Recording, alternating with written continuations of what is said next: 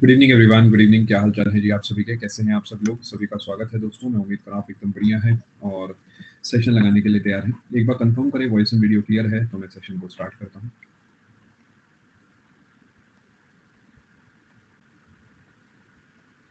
चलिए दोस्तों शुरू करते हैं कहानी। पिछली क्लास को आप सभी लोग रिवाइज करके आए हैं। देखिए, अगर आप रिवाइज करके नहीं आए होंगे तो उसमें आपका ही नुकसान है, क्योंकि बाकियों को आपसे ज़्यादा आता होगा। अगर आप अभी सीरियस नहीं है तो डेफिनेटली आपको दिक्कत आने वाली है एग्जाम्स में। बिकॉज देखिए, दो तरीके की बातें। पहला, आपको लगता है कि ये सिलेबस के बाहर का डेटा है, तो उस केस में आप पढ़िए ही मत, है ना। मैं समझने में मैसेज क्या देना चाह रहा हूँ कि 2 घंटे आप मुझे दे रहे हैं, उसके बाद आप नहीं पढ़ रहे, रिवाइज नहीं कर रहे, तो उसमें प्रॉब्लम ये आती है कि एक तो आपने 2 ढाई घंटे दे दिए, उसके बाद पेपर में टिक भी नहीं लगा। इससे बढ़िया ये है कि या तो बिल्कुल मत पढ़ो, और पढ़ो तो जितना पढ़ो वो पेपर में टिक लगना चाहिए। ऊपर ऊपर से पढ़ने में कोई फायदा नहीं होगा। ठीक है जी। ऋषभ, अभी नहीं आएगा, आप कोई पिछला कोर्स लगा लीजिए, वो भी कंप्लीट है। लेटेस्ट जो भी पहले दिया हो आप उसे लगा सकते हैं। रिवाइज किया है, चलिए बहुत अच्छी बात है। आज हम अपना ये ऑप्टिक्स वाला चैप्टर कंप्लीट कर लेंगे एंड बाकी जो अगला चैप्टर होगा वो आने वाली क्लास में होगा। ठीक है, कहानी को शुरू करते हैं। मैंने जैसा देखा था पिछली क्लास के एंड में कि आपको वो जो मैग्निफिकेशन वाला पोर्शन है उसमें थोड़ी तकलीफ हुई थी, तो वहां के पोर्शन को दोबारा रिवाइज कराएंगे। आप मान के चलिए जो 1/v + 1/u वाला पूरा कॉन्सेप्ट है वो दोबारा पढ़ाऊंगा। ठीक है, नोट्स हमेशा बाद में ही बनाने होते हैं friends, but this is the बाद।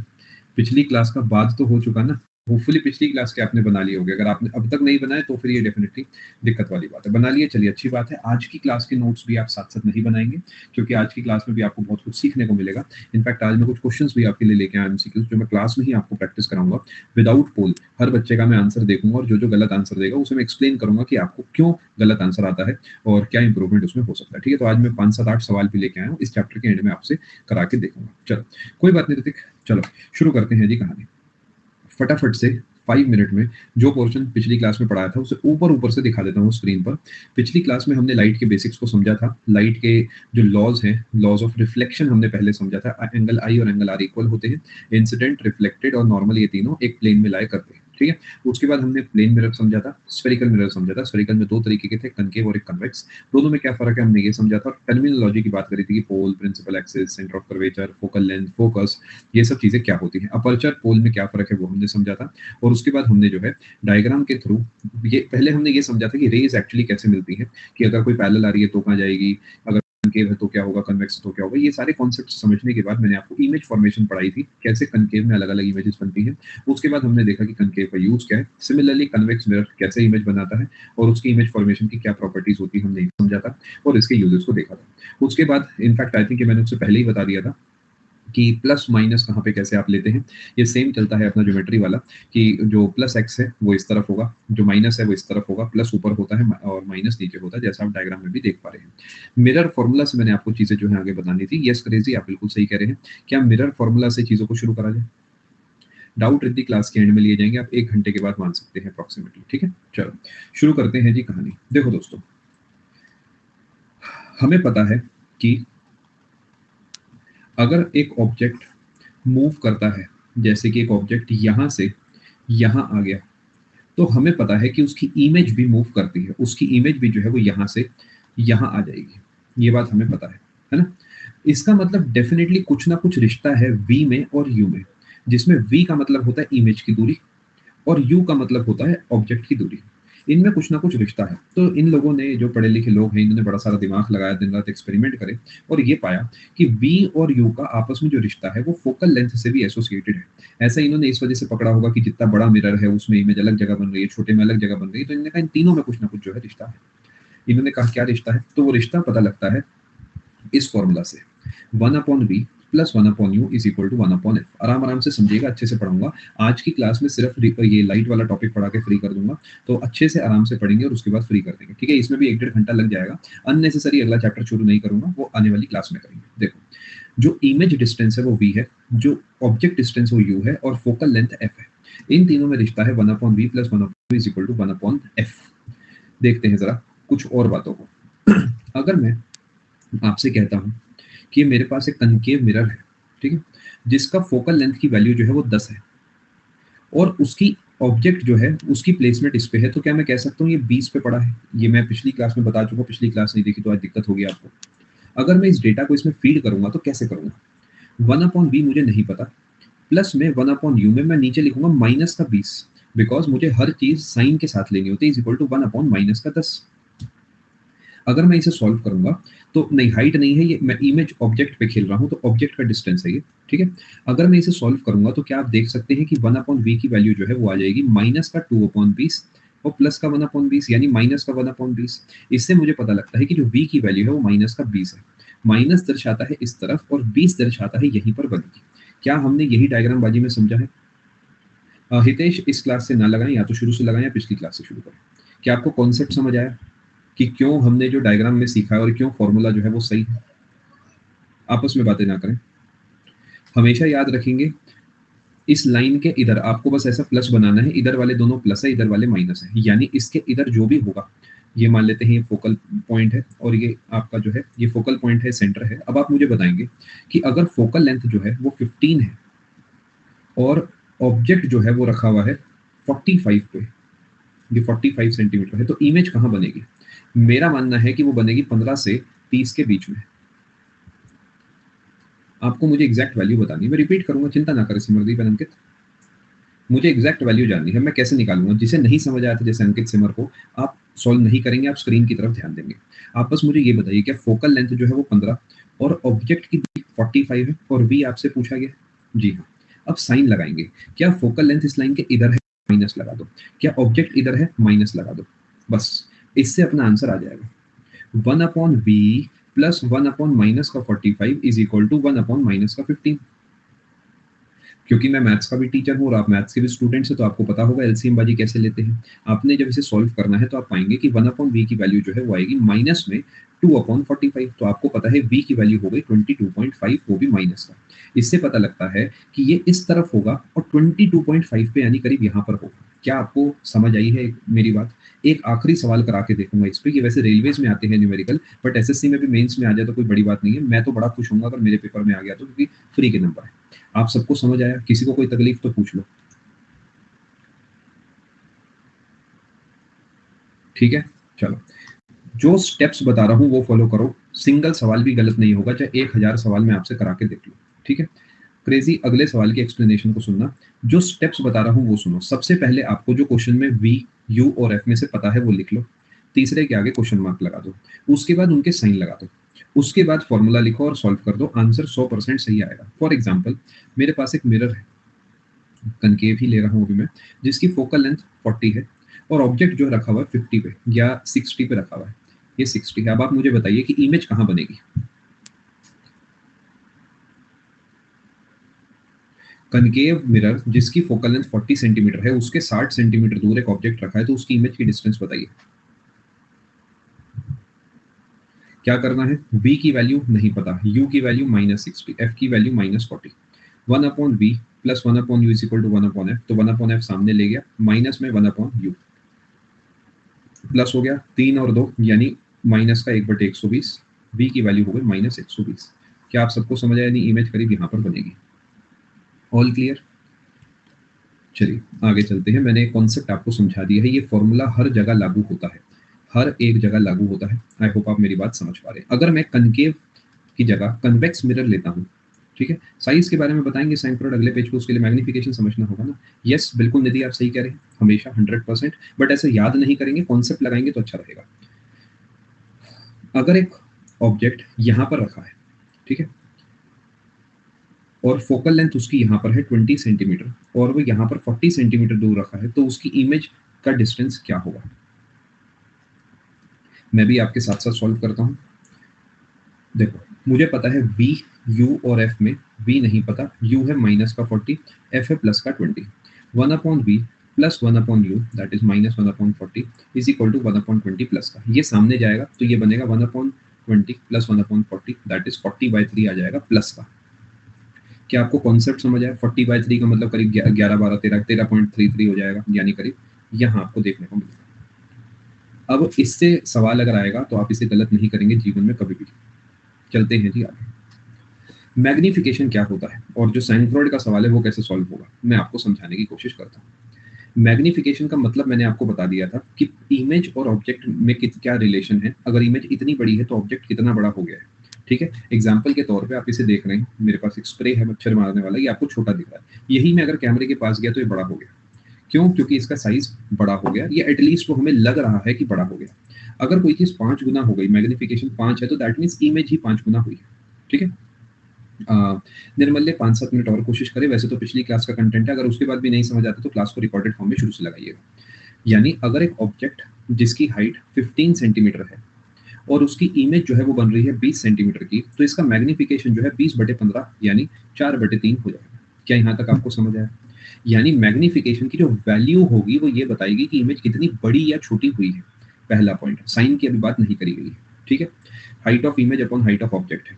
अब ये क्लियर है कि अगर लाइन के ऊपर है तो इमेज भी, अगर मान लेते हैं इमेज नीचे बन रही है, तो इसका मतलब ये यहाँ पर माइनस आएगा, यहाँ पर प्लस आएगा। सोच के देखो, तो इसका आंसर माइनस में आ जाएगा। इसी तरीके अगर ये भी ऊपर है और ये भी ऊपर है, तो इन दोनों का इसका आंसर प्लस में आ जाएगा। यानी मैग्निफिकेशन माइनस में भी हो सकती है, प्लस में भी हो सकती है। मैग्निफिकेशन 0 से बड़ी, 0 से छोटी भी हो सकती है। थोड़ा सा पर्सपेक्टिव देता हूं। माइनस का 0.1 मैग्निफिकेशन दर्शाता है कि इमेज इन्वर्टेड है और डिमिनिश्ड है। याद नहीं करना, सिर्फ समझना है। लेकिन यहीं पे प्लस का 0.1 दर्शाता है कि इमेज इरेक्ट है और डिमिनिश्ड है। डिमिनिश्ड का मतलब छोटा।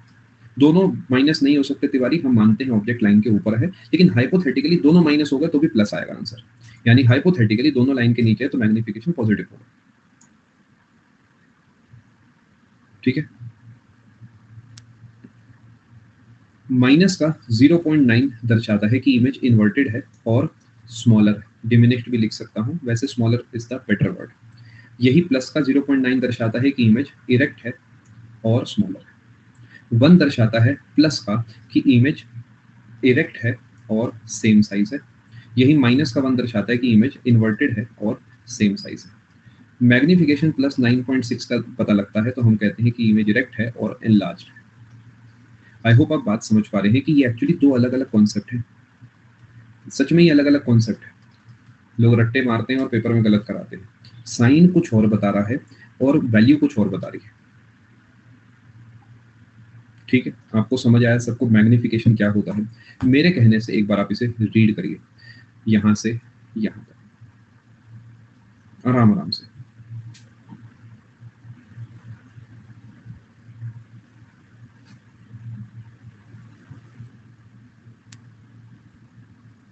अब आप इसे रीड करिए। Negative means, actually Simar, negative means inverted image which in general is a real image। आप जो लिख रहे हैं वो गलत नहीं है, बट एक्चुअली निगेटिव का मतलब इन्वर्टेड होता है। Saloni answer is a big no. ये वैल्यूज मैंने ऐसी कुछ भी लिखी हैं, मुझे खुद भी नहीं पता था कि मैं अगली वैल्यू क्या लिखूंगा। सिर्फ कॉन्सेप्ट समझाया मैंने आपको, वरना 9.6 का तो कोई यूज ही नहीं है लाइफ में। आप सबने पेज पढ़ लिया होगा, होपफुली आगे चलते हैं। यहाँ पर थोड़ा समझिएगा। एक बच्चे ने सवाल पूछा था अभी कि अगर सर दोनों निगेटिव हो तो क्या, और मैंने कहा था कि ऐसा जनरली नहीं होता, बट हाइपोथेटिकली आप ऐसा ले भी सकते हो। देखो, you may note that height of object is taken positive as the object is usually placed above the principal axis। समझ पा रहे हैं बात को? अगर निगेटिव साइन है तो उसका मतलब है इमेज रियल है, जैसा कि सिबर ने भी लिखा है। बट एक्चुअली निगेटिव साइन का मतलब है कि वो इमेज इन्वर्टेड है, जो कि रियल भी होती है। जो पॉजिटिव साइन है उसका मतलब है कि इमेज इरेक्ट है, जो कि इंटर्न वर्चुअल भी होती है। आप सबको समझ आया? यही वो छोटी छोटी बारीकियां हैं जो एनसीईआरटी में मुझे कमी लगती है अभी भी, बिकॉज इन बारीकियों को पढ़ के ही बच्चे को लगता है रियल और इन्वर्टेड सेम बात है। ऐसा नहीं है। निगेटिव का मतलब आप खुद फॉर्मूले से देखोगे तो पता लगेगा कि इमेज उल्टी है। वो अलग बात है कि उल्टी इमेज रियल भी होती है। रिपीट करता हूँ, देखो, आप बस ये बताओ, माइनस से आपको ये नहीं पता लगता कि इमेज नीचे बन रही है? नहीं नहीं नहीं नहीं, कॉन्ट्राडिक्ट नहीं कर रही, मैं आपको एक्सप्लेन करता हूँ।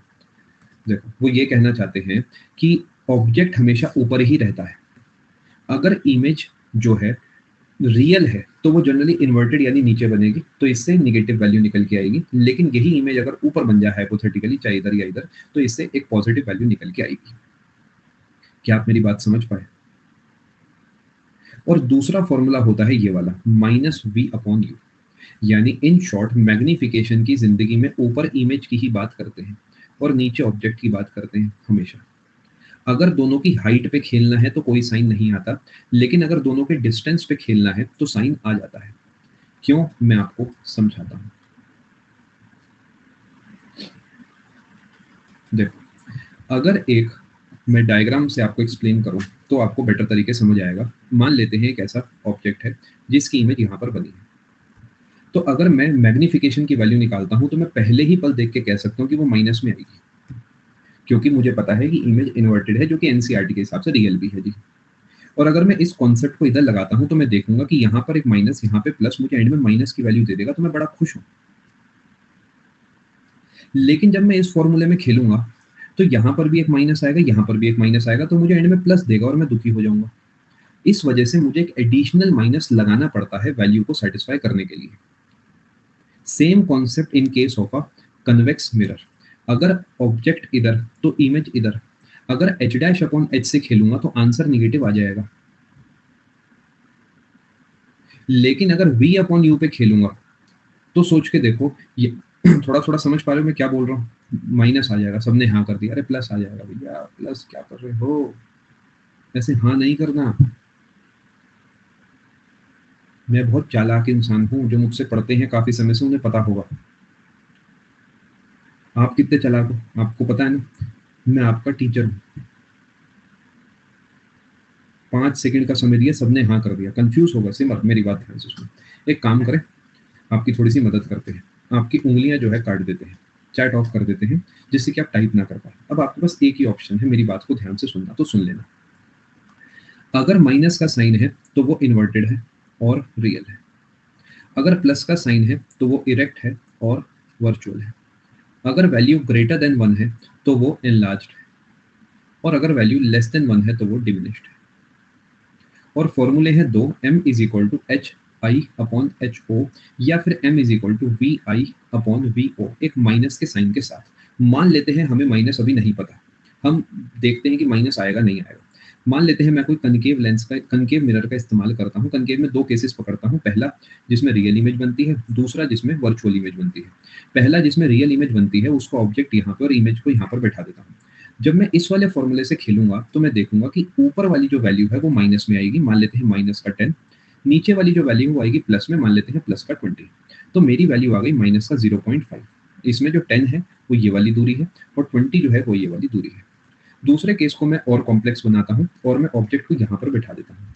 मान लेते हैं कि ये जो दूरी है वो है फॉर एग्जांपल 5 की, और जो इमेज यहाँ पर बन रही है वो मैं मान लेता हूँ बन रही है फॉर एग्जांपल 10 पे। सब हाइपोथेटिकल नंबर्स हैं, मुझे भी नहीं पता वैल्यू क्या निकल के आएगी, मैं कुछ भी लिख रहा हूँ। तो जब मैं हाइट के हिसाब से खेलूंगा, रुको, यहाँ पर मैंने एक्चुअली 10 गलत लिखा है। इससे आप ऐसा मान लो इसकी हाइट 10 है और इसकी हाइट 20 है, तब काम बन जाएगा। इधर वाले को हटा देते हैं, इसे अलग से बताएंगे। ऐसे ही यहाँ पर भी इसकी हाइट को हम 5 मान लेते हैं और इसकी हाइट को 10 मान लेते हैं। तो अगर मैं हाइट वाले फॉर्मूला पे खेलूंगा तो एच आई, इमेज की हाइट 10, ऑब्जेक्ट की हाइट 5। तो अगर मैं इसे सॉल्व करूंगा तो मेरा मैग्निफिकेशन 2 आ जाएगा प्लस का। पहले बताओ हाँ या ना, यहाँ तक ठीक है? सिर्फ हाइट की बात हमने करी है, ठीक है। अब इसी में मैं क्या करता हूँ, इस फॉर्मूले को लगाने की कोशिश करता हूँ। यानी ऊपर लिखता हूँ मैं इमेज की दूरी, नीचे लिखता हूँ ऑब्जेक्ट की दूरी। हमें पता है कि ये केस तब बनता है जब ये दूरी ज्यादा होती है। मान लेते हैं दूरी 30 की है और इसे दूरी को 15 मान लेते हैं। तो इस फॉर्मूले को लगाऊंगा तो इमेज की दूरी -15, ऑब्जेक्ट की दूरी -30, ये तो मेरा प्लस का 0.5 आ गया। तो मैंने कहा भी कुछ लूचा है।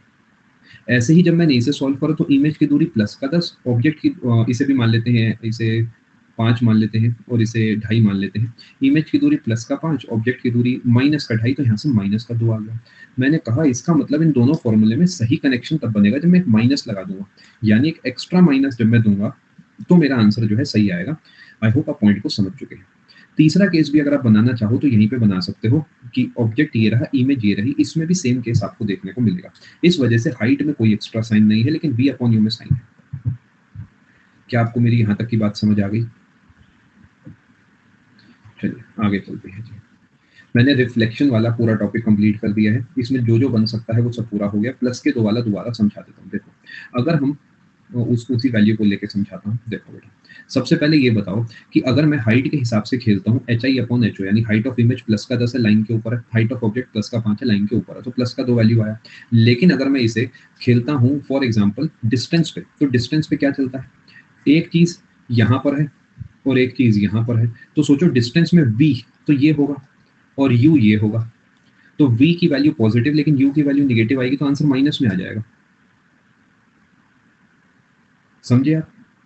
जिसकी वजह से मुझे एक एक्स्ट्रा माइनस देना पड़ेगा। ऑब्जेक्ट तो प्रिंसिपल एक्सिस के ऊपर है, तो -30 कैसे हुआ? देखो, ऑब्जेक्ट की हाइट को हमेशा पॉजिटिव मानते हो, लेकिन डिस्टेंस माइनस भी हो सकता है। इनफैक्ट डिस्टेंस हमेशा ही माइनस में होता है, लेकिन मैं इसे याद करने को नहीं कह रहा, मैं तो बस एक कॉन्सेप्ट बता रहा हूँ आपको। Height of object is taken as positive, not the distance. Distance is generally taken as negative. पूरी हर किताब में, जो किताब आप पढ़ोगे, उसमें सब जगह आपको माइनस में दिखेगी। सॉरी, मैंने हाइट बोल दिया। डिस्टेंस ऑफ ऑब्जेक्ट हमेशा आपको माइनस में दिखेगा। यहाँ तक आपकी तबीयत ठीक है तो आप मुझे कंफर्म करें। अब मैं अगले कॉन्सेप्ट पे चल रहा हूँ। बड़ा आसान कॉन्सेप्ट है, कुछ भी मुश्किल नहीं है। अभी तक जो हमने पढ़ा था उसमें चीजें टकरा कर वापस आ रही थी, अब वो वापस नहीं आएंगी। अब वो एक तरफ से दूसरी तरफ चली जाएंगी। कॉन्सेप्ट है रिफ्रैक्शन ऑफ लाइट। याद रखेंगे, रिफ्लेक्शन में लौट कर वापस आती है, एल से रिफ्लेक्शन, एल से लौट कर वापस आना, ठीक है। लेकिन रिफ्रैक्शन में क्या होता है कि वो आगे चली जाती है, वापस नहीं आती, बस अपना रास्ता बदल लेती है। एग्जाम्पल के तौर पे, अगर मेरे पास एक ग्लास की स्लैब है, तो बाहर से आई और इसने सीधा जाने की जगह अपना रास्ता बदल दिया और फिर से ही ऐसे चली गई। अब ऐसे ही क्यों गई, ऐसे क्यों नहीं गई, ये क्यों नहीं हुआ, ये सब आपको थोड़ी देर में समझ आ जाएगा। यानी रिफ्रैक्शन का मतलब है change in the path of light when it passes from one medium to the other. यानी रिफ्रैक्शन में मीडियम चेंज होगा और रिफ्लेक्शन में मीडियम चेंज नहीं होता। मीडियम का मतलब क्या है? जहाँ पे आप बैठे हैं, आपके चारों तरफ हवा है, मैं इसे एक मीडियम कह सकता हूँ। और इसके अलावा जो ग्लास की चीज़ें होती है ट्रांसपेरेंट, जैसे मेरा चश्मे का लेंस है, ये जो है ये भी एक मीडियम है। यानी एक्चुअली हर चीज़ आपको एक मीडियम के रूप में देखने को मिल सकती है, ठीक है। कनकेव मिरर रियल इमेज के लिए हाइट में magnitude, concave mirror real image के लिए हाइट में मैग्नीट्यूड पॉजिटिव माइनस, नहीं समझा आपने क्या लिखा है, मैं अपनी तरफ से इंग्लिश समझा। तो कनकेव मिरर जब रियल इमेज बनाएगा तो ऑब्जेक्ट हाइट पॉजिटिव, लेकिन इमेज हाइट निगेटिव होगी। मीडियम वाला रिपीट करेंगे ना, चिंता क्यों करते हैं, अभी तो बस कहानी को शुरू करा है।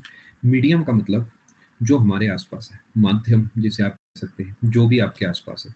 यानी मेरे और मेरे कैमरे के बीच में जो हवा है, ये एक मीडियम है जिसे मैं एयर कहता हूँ। इस स्पेस के और मेरी आंखों के बीच में एक लेंस लगा हुआ है, इसे भी मैं एक मीडियम कहता हूँ, जो कि हो सकता है किसी चीज का बना हो। मान लेते हैं, अभी देसी बात करते हैं, ग्लास का बना हो। समझ पा रहे हैं? ऐसे ही मेरी आंख के अंदर कॉर्निया और लेंस के बीच वाला फ्लूइड, लेंस और रेटिना के बीच वाला फ्लूइड, पीछे वाले को विट्रियस ह्यूमर, आगे वाले को एक्वस ह्यूमर बोलते हैं, ये भी एक तरीके के मीडियम है। जब लाइट एक तरीके के मीडियम से दूसरे तरीके के मीडियम में जाती है तो रिफ्रैक्ट करती है। यानी डेफिनेटली मेरे चश्मे के अंदर लाइट ने रिफ्रैक्शन करा होगा, क्योंकि वो हवा से यहाँ पर गई है, और उसके बाद उसने फिर से रिफ्रैक्शन करा होगा क्योंकि वो इससे बाहर निकल गई है। क्या आपको मेरी बात समझ आई? अब ऐसा क्यों होता है? क्या ये डेंसिटी की वजह से है? हाँ। लेकिन क्या ये सिर्फ डेंसिटी की वजह से? ना, ये है ऑप्टिकल डेंसिटी। ये क्या होता है? ऑप्टिकल डेंसिटी जो है वो मास डेंसिटी से अलग होता है। सुनने में दोनों एक जैसे लगते हैं, बट मास डेंसिटी अलग होती है, ऑप्टिकल डेंसिटी अलग होती है। मास डेंसिटी जब हम बात करते हैं तो हम कहते हैं कि भाई जितना मास अपॉन जितना वॉल्यूम, ये है हमारा मास डेंसिटी, जिसे हम सिंपल भाषा में हर जगह सिर्फ डेंसिटी के नाम से जानते हैं। मास इसलिए लिखना पड़ा क्योंकि मुझे ऑप्टिकल समझाना है, अदरवाइज आप कंफ्यूज हो जाएगा। Generally density means mass density, good evening. यानी जितना ज्यादा मास उतनी ज्यादा डेंसिटी। फॉर एग्जाम्पल, मेरे पास एक स्प्रे है, क्या इसका वॉल्यूम चेंज हो सकता है? नहीं। क्यों? क्योंकि इसकी हाइट, इसका रेडियस बराबर है, तो पाई आर स्क्वायर एच से मैं इसका वॉल्यूम निकाल सकता हूँ, ठीक है। बट जब मैं इसे स्प्रे करता हूँ, मान लेते हैं मैंने एक स्प्रे कर दिया, ठीक है, तो क्या इसका मास कम हो गया? कुछ मैटर इससे निकल के बाहर चला गया, तो अब इसकी डेंसिटी कम हो गई, ठीक है। छोटा सा कॉन्सेप्ट है, सोचा सिखा देता हूँ। बट ऑप्टिकल डेंसिटी आप कैसे जज करते हैं? ऑप्टिकल डेंसिटी आप जज करते हैं कि कोई मीडियम कितना ज्यादा पाथ में चेंज ला सकता है। फॉर एग्जाम्पल, मेरे पास एक मटेरियल है इस तरीके का, और थोड़ा सिंपल रखते हैं, एक मटेरियल है ऐसा और दूसरा मटेरियल है ऐसा। पहले मटेरियल में जब लाइट अंदर की तरफ गई इस तरीके, और दूसरे के अंदर भी गई इसी तरीके, पहले वाले ने अपना रास्ता जो है ऐसे बदला, लेकिन दूसरे वाले ने अपना रास्ता ऐसे बदल लिया। तो क्या आप क्लियरली देख सकते हैं कि ये जो है ज्यादा ऑप्टिकली डेंस है? क्यों? क्योंकि ये जो पहली लाइट थी यहाँ से, जो आपने ऐसे निकलते हुए देखी थी, इसने कुछ इतना रास्ता बदला, लेकिन जो दूसरी लाइट है आप देखेंगे उसने ज्यादा रास्ता बदला, इधर कम मुड़ा और इधर ज्यादा मुड़ा। ये ए और ये बी, तो बी ऑप्टिकली ज्यादा डेंस है।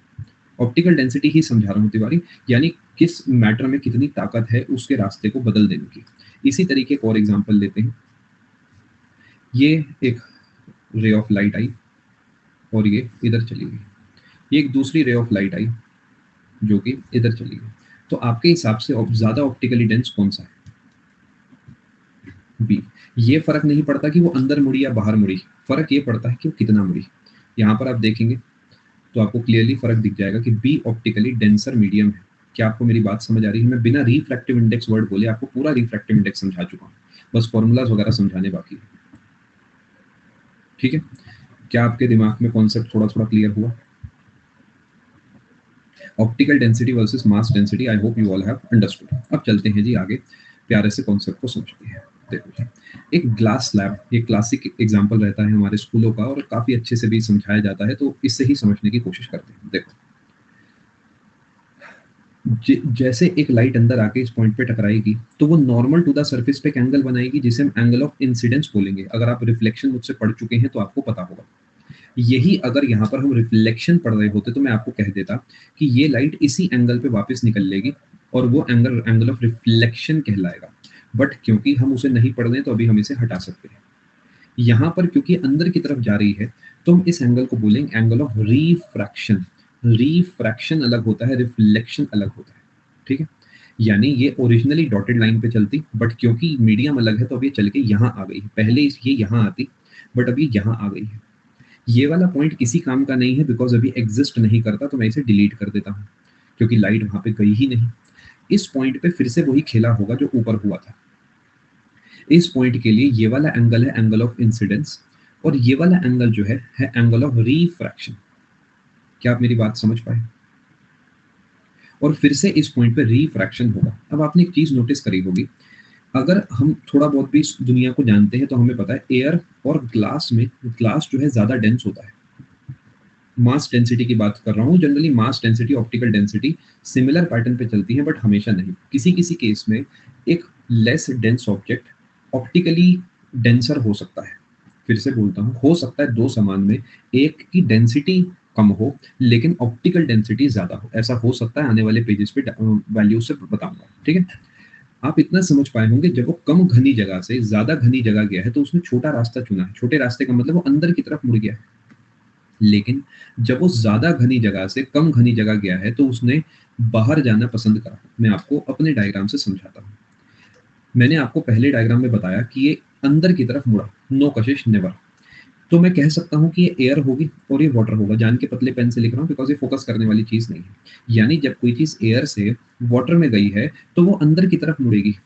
क्या मेरी बात को समझ पा रहे हो? लेकिन अगर कोई चीज वाटर से एयर में गई है तो वो बाहर की तरफ मुड़ेगी। अब इसे याद करने का तरीका बड़ा सिंपल है। देखो, अगर कोई चीज कम घनी है तो हम उसे रेयरर बोलेंगे, रेयरर मीडियम। और कोई चीज ज्यादा घनी है तो हम उसे डेंसर मीडियम बोलेंगे। अगर कोई चीज रेयरर से डेंसर में जा रही है तो वो छोटा रास्ता अपनाएगी। आप सोचो, आप राजस्थान के रहने वाले इंसान हो या फिर आप रुड़की के रहने वाले इंसान, आपको खुली सड़कों की आदत है। मैं आपको दिल्ली में छोड़ दूँ मधुबन चौक पे, आप तो परेशान हो जाओगे। आप कहोगे कोई शॉर्टकट वॉर्टकट नहीं है। मैं कहूंगा हाँ भाई, रानी बाग से एक रास्ता जाता है। तो आप क्या करोगे? शॉर्टकट ढूंढने की कोशिश करोगे। मैं एक्सप्लेन करता हूँ। एक लाइट की रे ऐसे आई, इस तरीके ये लाइट की रे आई। अगर बीच में रास्ता ना होता तो हम सब जानते हैं कि ये सीधी चली जाती। लेकिन क्योंकि बीच में डेंसर मीडियम है तो थोड़ा छोटा रास्ता इसने अपना लिया। यही तो कॉन्सेप्ट है ना। ये देखो, ये लंबा रास्ता, ये छोटा रास्ता। आई होप ये थोड़ा बहुत समझ रहे हो, है ना। यानी जब वो रेयरर से डेंसर में आई है तो उसने छोटा रास्ता अपनाया है बिकॉज इट बेंट, जो भी आप कहना चाहें अंग्रेजी में, टुवर्ड्स नॉर्मल। ये नॉर्मल टू द सरफेस था, रिफ्लेक्शन में पड़ा चुका, उसके पास आ गई है। ऑन दी अदर हैंड, जब आप डेंसर से रेयरर में जाने की कोशिश करेंगे तो ये अवे फ्रॉम द नॉर्मल चली जाएगी। रेयरर का मतलब जो कम घना है नीरज, डेंसर का मतलब जो ज्यादा घना है। जैसे पानी ज्यादा घना होता है हवा से, तो पानी डेंसर है और हवा रेयरर है। ऑन दी अदर हैंड, पानी और ग्लास के मुकाबले, पानी और ग्लास के बीच में अगर मैं देखूं तो पानी कम घना है ग्लास से। तो पानी जो है, that is water, is rarer than glass but denser than air. क्या आपको मेरी बात समझ आ रही है? यानी मैं कह सकता हूं जब कोई चीज रेयरर से डेंसर जाएगी तो it will bend towards normal, और जब कोई चीज डेंसर से रेयरर आएगी तो it will bend away from the normal. एक कहावत है जो फिजिक्स को थोड़ा ज़्यादा डिटेल में पढ़ते हैं उन्होंने सुनी होती है। वो कहावत ये है कि ज़िंदगी में जब मुसीबत में आओ तो वो रास्ता चुनना जो लाइट ने चुना था। ये बड़ी फेमस कहावत है, साइंस वाली कहावत है थोड़ी सी, क्योंकि light always chooses the shortest path जब वो डेंसर मीडियम में जाती है। यानी लाइट को जब भी मौका मिलेगा वो स्ट्रेट लाइन में चलती है पूरे जीवन, मरते दम तक हम सब पढ़ चुके हैं, light travels in a straight line and straight line is always the shortest path, हम ये भी जानते हैं। तो ये कुछ फिजिक्स की शायरियां बनी हुई है जिसमें से एक यही है कि जब मुसीबत में हो तो वो रास्ता चलिए जो लाइट ने चला था। ये कोई हंसने वाला चुटकुला नहीं है तो इतना मजा नहीं आएगा, लेकिन बस सोचा बता देता हूँ, ठीक है। रेयरर से डेंसर, डेंसर से रेयरर का रिश्ता स्क्रीन पर जैसा है वैसा चलता है, ठीक है जी। आगे चलते हैं जी। अब एक पॉइंट टू बी नोटेड वाली सिचुएशन मैं आपको बताता हूँ। अनजान ने जो लिखा वही मैं आपको समझाने वाला था। देखो, हम इस बात को तो समझ पाए होंगे अब तक कि जितना फर्क डेंसर रेयरर से डेंसर में जाने में आएगा, उससे उल्टा ही फर्क डेंसर से रेयरर में आ जाना चाहिए। रेयरर से डेंसर में आई इज ग्रेटर देन, बिल्कुल सही फ्रेंड्स। यानी अगर ये सीधा आते आते इधर मुड़ी है किसी भी वजह से, कैसा भी, और एंगल में कुछ सर्टेन फर्क आ गया, तो वापसी कुछ वही कहानी हो जाएगी जो ऊपर थी। यानी मैं कह सकता हूँ ये दोनों रेस पैरेलल होंगी, भले ही ये दोनों एक दूसरे से दूर होंगी बट ये पैरेलल होंगी। इसका प्रूफ भी होता है, वो भी थोड़ा सा आगे चल के समझाऊंगा। पैरेलल होंगी, बस थोड़ी सी दूर होगी। जितनी मोटी ग्लास स्लैब होगी उतनी ज्यादा दूरी होगी। क्या ये कॉमन सेंस है? आप नहीं समझ सकते? इस दूरी को कहते हैं lateral displacement. Lateral displacement, lateral displacement is proportional to thickness. फॉर्मूले भी होते हैं but I don't think SSC पूछेगा तो वो हम नहीं पढ़ेंगे। क्या आप मेरी बात समझ पाए? अगर ये यहां से आई है तो इस एंगल को बोलेंगे एंगल ऑफ इंसिडेंस, और इस एंगल को बोलेंगे एंगल ऑफ रिफ्रैक्शन। और ज्योमेट्री में तो आप उस्ताद हैं तो आपको ये भी पता होगा कि ये भी होगा एंगल ऑफ रिफ्रैक्शन। क्या कहते हैं उसे? Alternate angle. ऑल्टरनेट एंगल से जेड बन रहा है ऐसे करके आपने पढ़ा होगा। जहां से लाइट बाहर आई है, क्या यहां से एमर्ज हो गई लाइट? तो ये होगा एंगल ऑफ एमरजेंस। तो मैं कह सकता हूं angle I is equal to angle E. ये एंगल ई है और ये एंगल आई है और ये एंगल आर है और ये एंगल आर है। आराम से सोचो। एमरजेंस मतलब जहां से वो एमर्ज हुई, बाहर आई, जैसे कि यहां से गई, यहां मुड़ी, यहां आई। तो ये एंगल इंसिडेंस, ये एंगल रिफ्रैक्शन और ये एंगल एमरजेंस। ई है, ये आई है, ये आर। कोई शुद्ध हिंदी वाला बालक हो तो एक बार हिंदी लिख सकता है। प्रतीश आप देख सकते हैं कमेंट सेक्शन। और फिजिक्स वाली हिंदी लिखनी है, ये इंपॉर्टेंट है, नहीं पता हो तो मत लिखिएगा। अब मान लेते हैं फिर से डेंसर में गई तो क्या होगा, अभी समझाता हूँ। देखो, क्या यहाँ तक की मेरी बात आप समझ पाए? पहले तो ये कंफर्म करो। अब और अजीब कर देते हैं सिचुएशन, दो ग्लास स्लैब रख देते हैं, मेरा क्या जाता है? ठीक है। अब मान लेते हैं ये यहाँ पर जो डेंसिटी है एक है, यहाँ पर 3 है, यहाँ पर 4 है और यहाँ पर फिर से 1 है। तो क्या होगा, ये ऐसे आएगी, इधर मुड़ेगी और फिर पैरेलल निकल जाएगी।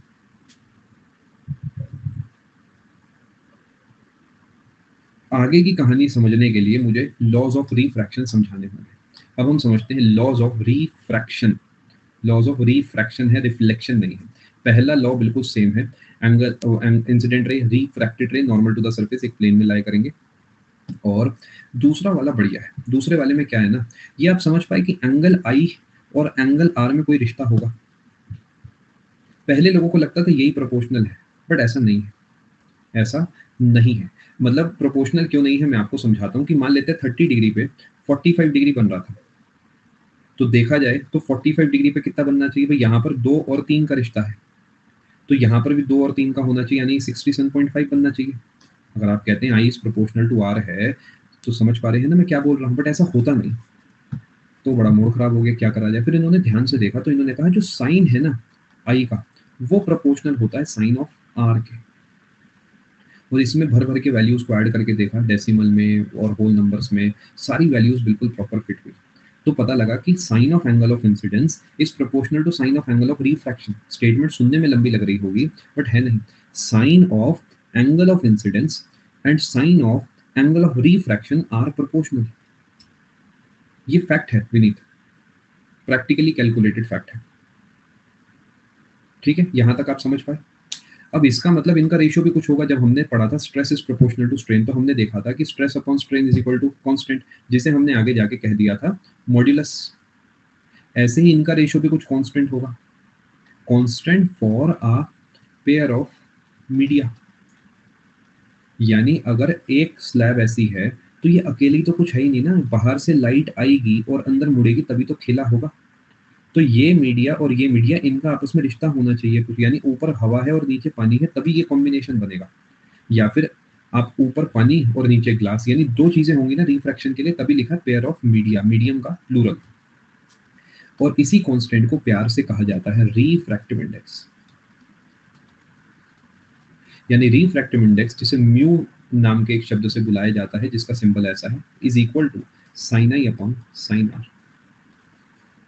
इसी को बोला जाता है Snell's law. Actually Snell's law ये नहीं है, स्नेल्स लॉ है sine I is proportional to sine R, जो पिछले पेज पे लिखा था ना, ये है स्नेल्स लॉ। बट दोनों एक ही बात है, क्या फर्क है, दोनों एक ही बात तो है। क्या आपको कॉन्सेप्ट समझ आ रहा है? स्नेल्स लॉ रिफ्रैक्शन में काम करता है, और यहाँ पर आई आर इक्वल नहीं होते, sine of angle of incidence sine of angle of refraction के प्रोपोर्शनल होता है, और उनका रेशियो रिफ्रैक्टिव इंडेक्स होता है। कोई तकलीफ तो आप पूछ सकते हैं। Even if one of the things changes, refractive index will change. अगर दोनों में से कोई एक चीज भी मैं बदल देता हूं तो वैल्यू बदल जाएगी। थोड़ा सब्र करें, धीरे धीरे पहुंचेंगे वैल्यूज तक।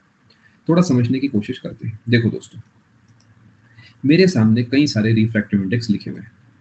मैं किसी भी को भी पकड़ लेता हूँ एग्जाम्पल के तौर पे। मान लेते हैं मैंने वाटर को पकड़ लिया। अब वाटर को देख के समझ पा रहे होंगे कि वाटर का रिफ्रैक्टिव इंडेक्स 1.33 है। इससे मुझे ये पता लगता है कि 4/3 है। यानी जब हम रिफ्रैक्टिव इंडेक्स को देखेंगे तो हम कह सकते हैं कि अगर वाटर का रिफ्रैक्टिव इंडेक्स 4/3 है, तो sine I upon sine R is equal to 4/3 है। क्या थोड़ा थोड़ा मेरी बात को समझ पा रहे हैं? यानी अगर यहाँ वाटर लिखा है और ऊपर एयर लिखा है, तो ये इस तरीके मुड़ेगी कि ये जो भी एंगल होगा और ये जो भी एंगल होगा, इनका साइन लेने पे ये वैल्यू आएगी। अभी मैं और डिटेल में चलूंगा, थोड़ा और दिमाग घूमेगा आपका, मैं एडवांस में बता रहा हूँ, तो फोकस मत हटाना। थोड़ा थोड़ा समझ पा रहे हो? अब वाटर दिया था और मैंने कहा पेयर ऑफ मीडिया, तो दूसरा मीडियम मुझे कैसे पता एयर है? मैंने कहा था दो चीजें होंगी और मैं तो वहां वाटर लिखा है। यानी बाय डिफॉल्ट हम मानते हैं कि अगर और कुछ भी नहीं लिखा तो ऊपर वैक्यूम है, जिसे हम देसी भाषा में एयर लिख देते हैं, क्योंकि हम अपने आसपास काम करते हैं। एक्चुअली ऊपर वैक्यूम होता है, बट क्योंकि हमारे आसपास वैक्यूम होता नहीं है तो हम उसे एयर भी मान सकते हैं। क्या आप मेरी बात समझ पाए? यानी अगर लो रिफ्रैक्टिव इंडेक्स से लाइट हाई रिफ्रैक्टिव इंडेक्स में जाएगी, तो क्या ये टुवर्ड्स नॉर्मल बेंड होगी? क्योंकि लो रिफ्रैक्टिव इंडेक्स लोअर लिखूंगा और हाइयर लिखूंगा, इसका मतलब हो गया रेयर, इसका मतलब हो गया डेंसर। समझ पाए आप मेरी बातें? अगर आप समझ पाए हैं तो बहुत अच्छी बात है। यानी मैं कह सकता हूं जब लाइट आइस से वाटर में जाएगी तो वो बेंड होगी नॉर्मल की तरफ। अल्कोहल से केरोसिन में जाके भी नॉर्मल की तरफ बेंड होगी। एयर से वाटर में जाने पे भी नॉर्मल की तरफ बेंड होगी। लेकिन टर्पेंटाइन ऑयल से जब वो केरोसिन में जाएगी तो अवे फ्रॉम द नॉर्मल होगी। इसी तरीके जब वो रूबी से कार्बन डाइसल्फाइड की तरफ जाएगी तो भी अवे फ्रॉम द नॉर्मल होगी। और रॉक सॉल्ट से कनाडा बाल्सम की तरफ जाएगी तो भी वो अवे फ्रॉम द नॉर्मल होगी। क्या आपको मेरी कॉन्सेप्ट समझाने का तरीका समझ आ रहा है? ये वैल्यूज याद करनी है। क्राउन ग्लास पूछा गया है, डायमंड पूछा गया है, रूबी पूछा गया है, फ्लिंट ग्लास पूछा गया है, एयर पूछा गया है, वाटर पूछा गया है, अल्कोहल पूछा गया। याद करने हैं, रट्टे मारने हैं। और तमन्ना का कमेंट देखेंगे तो आपको समझ आ जाएगा कि मैं क्यों कह रहा हूँ। याद करना है, this has to be learned. याद करना है। अच्छा, इसमें भी आपको क्या लगता है, मैं कोई ट्रिक बना दूंगा आपके लिए? देखो, सैफायर, सफायर में स की आवाज आ रही है, स में 7 होता है, 7 में भी स होता है। देखो इस वजह से 7। मजाक चल रहा है क्या? नहीं हो सकता ना, तो रट्टा मारना पड़ेगा, रट्टा मार लो। क्वेश्चन कैसे आता है Neeraj? Crown glass has a refractive index closest to क्या? ऑप्शन देगा 1.33, 1.52, 1.67, 1.78। पता है तो ठीक है, वरना छोड़ना पड़ेगा। चलते हैं दोस्तों आगे और कुछ कॉन्सेप्ट को समझाता हूँ। पहला कॉन्सेप्ट आप समझ चुके होंगे, sine I upon sine R is equal to constant. एक और कॉन्सेप्ट मैं आपको समझाना चाहता हूँ। जब कोई चीज़ रेयरर से डेंसर में जाएगी तो क्या वो स्लो भी हो जाएगी थोड़ी-सी? आंसर है यस। जाम में गाड़ी को चला के देखिए, स्लो हो जाएगी गाड़ी। ठीक है? हर चीज़ के पीछे ना रीज़न्स है। अब इसका भी एक रीज़न होता है, वो हम पढ़ते हैं वेव फ्रंट, वेव ऑप्टिक्स में इस कॉन्सेप्ट को हम समझते हैं। जब हम अब उस तरफ मैं जाना नहीं चाहूँगा, पोलराइज़ेशन, डिफ्रैक्शन वगैरह पढ़ते हैं, तो हम देखते हैं कि वेव फ्रंट अपने आप अंदर की तरफ मुड़ता है जब आप डेंसर मीडियम में जाते हैं। लेकिन वो सब हमारे सिलेबस में नहीं है, तो आपको बस याद करना है कि रेयरर से डेंसर में जाती है, तो वो स्लो हो जाती है। ठीक है जी? एनी नो सलोनी नथिंग। तो इससे मुझे पता लगता है कि अगर मैं कह दूँ मेरा रिफ्रैक्टिव इंडेक्स 3 है, तो मैं कह सकता हूँ मीडियम 1 से मीडियम 2 में जब वो आएगी, तो वो पहले अगर उसकी स्पीड 10 थी तो अब 10/3 हो जाएगी। दिमाग घूमना चालू हो जाएगा, फ़ोकस कर लो अब ज़रा। अगले 10 मिनट बहुत मुश्किल होंगे आपके जीवन के, अगर आप फ़ोकस नहीं करोगे। मैं आपको ये बताना चाह रहा हूँ, जब एक लाइट रेयरर से डेंसर में गई और ऐसे गई कि मान लेते हैं इसका रिफ्रैक्टिव इंडेक्स 1 है और इसका 2 है या 3 मान लो, तो मैं समझ गया कि वो पहली बात तो टुवर्ड्स द नॉर्मल बेंड होगी और उसकी जो स्पीड है वो इस रेशियो से टूट जाएगी। यानी मैं कह सकता हूँ रिफ्रैक्टिव इंडेक्स में ऊपर आप speed of light in first medium, नीचे लिखूंगा speed of light in second medium. For example वो हवा से आ रही है, तो ऊपर एयर और नीचे वाटर। हमेशा याद रखना, जितनी खाली जगह उतना बड़ा वैल्यू ऊपर, जितनी घनी जगह उतना बड़ा वैल्यू नीचे। यानी रिफ्रैक्टिव इंडेक्स जब भी आप वैक्यूम या एयर के रिस्पेक्ट में लेते हो तो it is always greater than 1। यानी रिफ्रैक्टिव इंडेक्स की वैल्यू जब आप स्क्रीन पर देखोगे तो कोई एक भी वैल्यू आपको 1 से कम नहीं दिखेगी। 4-4, 6-6 भी हो सकती है, बहुत सारी मटेरियल ऐसे हैं, आपको सब वैल्यू 1 से बड़ी दिख रही है। 1 से बड़ी का क्या कॉन्सेप्ट है, मैं आपको समझाता हूँ। अगर डायमंड का रिफ्रैक्टिव इंडेक्स 2.42 है, तो इससे मुझे पता लगता है कि speed of light in vacuum upon speed of light in diamond का रेशियो ये है। तो मैं डायमंड के अंदर स्पीड निकाल सकता हूँ, क्योंकि मुझे वैक्यूम की स्पीड पता है 3 × 10⁸। मैं इससे डायमंड के अंदर की स्पीड निकाल सकता हूँ। क्या आप मेरी बात समझ पाए? जैसे मुझे वाटर के अंदर की स्पीड निकालनी है, तो मैं कह सकता हूँ 1.33 is equal to 3 × 10⁸ upon speed in water. तो वाटर की स्पीड मैं निकालूंगा 3 × 10⁸ अपॉन 1.33 यानी 4 और 3 9/4 यानी 2.25 × 10⁸ मीटर पर सेकेंड। जिंदगी भर मरते दम तक और अगले जन्म में भी स्पीड हर मीडियम में 3 से कम ही आएगी, क्योंकि हम जानते हैं light travels fastest in vacuum, जिसकी स्पीड है 3 × 10⁸ मीटर्स पर सेकेंड। क्या आपको कॉन्सेप्ट समझ में आ रहा है? अगर पूछ लेगा नीरज तो मैं बड़ा खुशी खुशी आंसर दूंगा, बिकॉज ये तो फ्री के नंबर है ना नीरज। आप सोचो, ये तो पाइथागोरस थ्योरम से भी आसान सवाल हुआ, उसमें फिर भी 2 स्क्वायर लेके माइनस करना था, इसमें तो कुछ भी नहीं करना, a/b करना। तो ये तो फ्री के नंबर है, क्योंकि अगर आपसे स्पीड पूछेगा तो हो सकता है आपको वो रिफ्रैक्टिव इंडेक्स क्वेश्चन में दे दे। Yes Nidhi, speed of light in vacuum याद रखेंगे, speed of light in vacuum is equal to 2.99792458 into 10⁸ metres per second, जिसे हम 3 × 10⁸ मीटर्स पर सेकंड मानते हैं, या फिर आप इसे 3 लाख किलोमीटर पर सेकंड मानते हैं। ठीक है, ये होती है speed of light in vacuum और ये फास्टेस्ट है जो कुछ चल सकता है। आपको समझ आया? चलो जी बता दो, एक मटेरियल है मेरे पास जिसका रिफ्रैक्टिव इंडेक्स 4 है और मुझे बता दो speed of light in that material कितनी होगी। मैं क्या निकाल सकता हूँ? 3 × 10⁸/4। ये की जगह वो बात लिखी है जो आप पूछना चाहते हैं। प्रतीश काफी साल हो गए हैं पढ़ाते हुए, सिंपली वो रीजन है और कोई भी नहीं। और शो ऑफ के लिए नहीं लिखता हूँ, शो ऑफ के लिखना होता तो कोर्स के समय लिख देता शुरुआत में, ये तो एक डाउट आया तो उससे स्पॉन्टेनियसली लिखा है मैंने। क्या कॉन्सेप्ट आपको पल्ले पड़ रहा है? थोड़े फॉर्मूलाबाजी देखते हैं। क्या इतनी बात समझ पाए कि जहां से लाइट आ रही है वो ऊपर है? इतना तो पकड़ पाए ना, जहां से लाइट आ रही है हमेशा हवा से ही लाइट आ रही है, हमने उसे बस इसे याद रखना, बहुत हो गया काम। इससे ज्यादा कुछ नहीं पूछेगा। देखो स्क्रीन पर चीटिंग मारते हैं, बहुत आसान है, फोकस बनाए रखो। वो कहता है मान लो मीडियम 1 से मीडियम 2 में रे आ रही है, मीडियम 1 से मीडियम 2 में आ रही है, तो मान लो पहले में स्पीड v1 है और दूसरे में स्पीड v2 है। अगर मुझे 2 का, हम 2 का ही तो निकालते हैं ना, हमने ग्लास का ही तो निकाला था एयर के रिस्पेक्ट में, डायमंड का निकाला था, यानी हम बाद वाले का निकालते हैं। हम कैसे निकालेंगे? देखो ध्यान से, पहले अपॉन दूसरे में स्पीड, यानी इसे कैसे पढ़ते हैं ध्यान से समझना। Refractive index of 2 with respect to 1, 2 with respect to 1, पहले लिखोगे 1 का फिर लिखोगे 2 का, रट्टे मारोगे पेपर में गलत कर दोगे। प्यारा सा कॉन्सेप्ट ध्यान रखना, हवा से ग्लास में आई थी, तो ग्लास का निकाला था ना बाद वाली का, लेकिन ऊपर हवा को रखा था। इतना ध्यान रखना, तो बस काम बन जाएगा। क्या बात को समझ पाए? क्या एक और प्यारा कॉन्सेप्ट आप समझ पाए?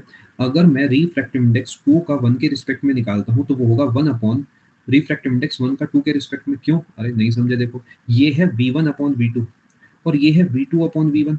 सोचो ना, 1 का 2 के रिस्पेक्ट में, तो 2 से आई थी ऊपर, 1 नीचे। अब यहाँ पर मैं बहुत गंदा गंदा खेल सकता हूँ कि refractive index 2 into refractive index 1 is equal to always 1। अब ये तो खेलबाजी मेरा काम थोड़ी है, ये तो मैथ्स वाले का काम होता है। जब मैं मैथ्स में जाके पढ़ाता हूँ तब मैं खेलबाजी करता हूँ। tan इंटू कॉट, है ना, साइन इंटू कॉसेक, सेक इंटू कॉस, वो सब। क्या आपको मेरी बात समझ आई? क्या आप पूरे तरीके से समझ पा रहे हैं? 1 का निकालना है तो पहले 2 का लिखेंगे, फिर 1 का लिखेंगे। बिल्कुल नीरज, आपने सही कहा है, सारे सब्जेक्ट्स इंटर रिलेटेड है। क्या ये भी आप समझ पाए कि ऊपर एयर और नीचे मीडियम, या फिर ऊपर और स्पेसिफिक हो जाए वैक्यूम, और इसे मैं कह सकता हूँ absolute refractive index. Absolute means with respect to vacuum. Saloni, आप प्रतियोगिता मंत्रा सर्च करके थोड़े पुराने कोर्सेज देखें, वहां पे आपको कंप्लीट कोर्स, प्रैक्टिस कोर्स, सब कुछ मिल जाएगा। नहीं, वैक्यूम तो सर 1 होता है, एयर इज, बिल्कुल सही कहा आपने तमन्ना, एक और जीरो वैसे ऐड होगा उसमें, लेकिन फिर भी बिकॉज 1 और 1.0003 ऑलमोस्ट बराबर हैं और हम एक्सपेरिमेंट्स एयर में करते हैं, इसलिए हम इन्हें बराबर मान लेते हैं। क्या आप मेरी बात समझ पा रहे हैं दोस्तों, या नहीं समझ पा रहे? और थोड़ा दुख की बात कर लेते हैं। एनसीईआरटी ने कहा था, however you need not memorize the data, but SSC इस लाइन को पढ़ना भूल गया, इसलिए मैंने इसे नहीं हटाया, क्योंकि मुझे इसे पढ़ के ना अच्छा लगता है। मुझे लगता है कोई तो है जो मेरी बात को समझता है, इसलिए मैं इसे ऐड करे रखता हूँ लाइन को। चलिए दोस्तों आगे। पूरे तरीके आपको कॉन्सेप्ट समझ में आ गया? कोई तकलीफ रिफ्रैक्टिव इंडेक्स में तो आप मुझे बताइए। अब आप इस वैल्यू को याद कर लीजिएगा। तमन्ना देखिए 000 है ना, याद रखना जो डिजिट है उतना ही जीरो है। आपको 3 तो क्योंकि याद है तो 3 जीरो भी लगा देना। आगे चलते हैं जी।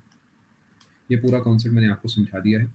एक बढ़िया बात देखो, केरोसिन हल्का होता है पानी से, पता होगा आपको ये बात।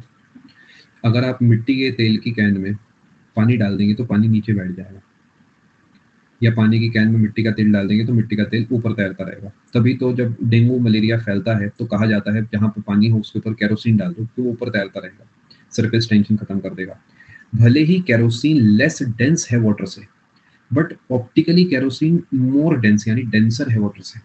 रीड करिए इस लाइन को, mass density, optical density, refractive index, भारी भारी बातें, बट मैं सब समझा चुका हूँ। टेंसर से रेयर में जाएगा तो रिफ्रैक्टिव इंडेक्स लेस देन 1 होगा। एक्चुअली आंसर गलत नहीं है आपका। देखो आपको समझना होगा, जब आप रिफ्रैक्टिव इंडेक्स निकालते हो तो सिंपली आप 1/2 करते हो, तो उस हिसाब से वैल्यू 1 से लेस भी आ सकती है, 1 से मोर भी आ सकती है। ठीक है, तो अब वो डिपेंड करता है किस तरीके की क्वेश्चन की फ्रेमिंग है। एब्सोल्यूट रिफ्रैक्टिव इंडेक्स 1 से छोटा नहीं हो सकता, 1 होगा वैक्यूम। नहीं काजल, ऐसा नहीं है, मैटर ऑफ फैक्ट है वैसे तो ये, क्योंकि जब केरोसिन सोचो स्टिल पड़ा है, मूव भी नहीं कर रहा, तो देखा जाए तो उसमें विस्कोसिटी तो जीरो हो गई। विस्कोसिटी तो काम ही तब करेगी ना जब चीजें मूव करेंगी। कोई चीज रुकी हुई है, बिल्कुल स्टेबल है, शांत है, तो विस्कोसिटी नहीं है, लेकिन फिर भी वो ऑप्टिकली डेंसर है। ठीक है, आगे चलते हैं। खैर, ये सब आप आराम से पढ़ सकते हो, मैं आपको कई बार समझा चुका हूँ अच्छे से। मास डेंसिटी अलग चीज होती है, ऑप्टिकल डेंसिटी अलग चीज होती है, मैंने आपको सारी कहानी समझा दी है, रीड कर सकते हो। तो speed of light is higher in a rare medium than a denser medium, therefore या thus a ray of light traveling from rarer medium to denser slows down and bends towards the normal. When it travels from denser to rarer, it speeds up and bends away from the normal. और क्या बोला है भाई मैंने? यही तो बोला है। लोग बताओ यार, ऐसे ही मेरी बात खराब करा रहे हैं आप लोग क्या? यही तो बोला है मैंने इतनी देर पहले। तो व्हाट्स दी नॉर्मल जाएगी, स्पीड का ही होगा, वो होगा। बताओ, कमाल करते हैं। आगे चलते हैं जी। ये वही चीजें हैं जो मैडम ने कहा था नहीं पढ़ना स्कूल में, काश हम पढ़ लेते। मैंने भी छोड़ा था, विश्वास कर रहा था मैं मैडम को, मुझे लगा सही कह रही है मैम। और उसके बाद दूसरा धोखा होता था पेपर से हफ्ते पहले, जिस दिन वो कहते ना कल अपनी क्लास वाली कॉपी ले आना, इंपॉर्टेंट क्वेश्चन मार्क करने, बस मुझे पता था वही पढ़ना, उसमें से ही आएगा। खैर आगे चलते हैं। अब हम पढ़ेंगे रिफ्रैक्शन बाय स्फेरिकल लेंसेज। अभी तक हमने रिफ्लेक्शन पढ़ा था, अब हम रिफ्रैक्शन पढ़ेंगे। बिल्कुल सेम है, सेम की जगह सिमिलर वर्ड का इस्तेमाल कर लेना, बाकी बिल्कुल सेम है। यानी बिल्कुल सिमिलर है। जो हो रहा था कन्वेक्स मिरर में वो सेम काम करेगा कनकेव लेंस में, याद रखना। और जो कनकेव मिरर में हुआ था वो ऑलमोस्ट सेम काम करेगा कन्वेक्स लेंस में। बस ये याद रख लेना, सारे सवाल सॉल्व हो जाएंगे सारे के सारे।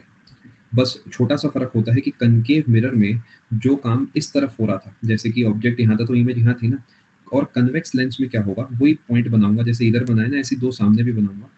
अगर ये दूसरी बिंदी के पीछे है तो ये पहली दूसरी बिंदी के यानी दूसरी तीसरी बिंदी के बीच में होगा। क्या कॉन्सेप्ट आपको समझ आया मैं क्या कहना चाह रहा हूँ?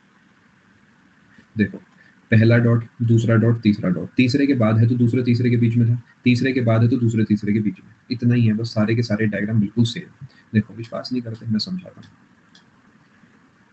हमें पता है ना एक बढ़िया सी बात कि इन्फिनिटी पे वो फोकस पे बनता है, फोकस से इन्फिनिटी पे बनता है। जब 2f के दूर होता है दोनों के बीच में बनता है, 2f पे होता है तो 2f पे, 2f का मतलब कुछ नहीं सेंटर है, दोनों के बीच में तो बाद में। और बिटवीन फोकस एंड पोल जिसे इन्होंने ऑप्टिकल सेंटर कहा है, इसमें कहानी उल्टी हो जाएगी। एक बार एक्सप्लेन करता हूँ, वही सेम प्रॉपर्टी है, सेम टू सेम, सब सेम। छोटा सा फर्क क्या है, जब हम खेल रहे थे मिरर में एक ही तरफ, तब लेंस में हम खेल रहे थे दोनों तरफ। क्या मैं सही कह रहा हूं?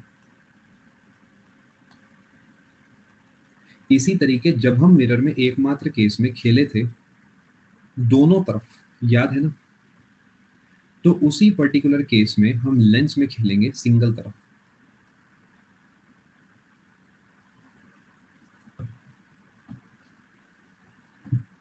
समझ पा रहे हो मेरी बात को?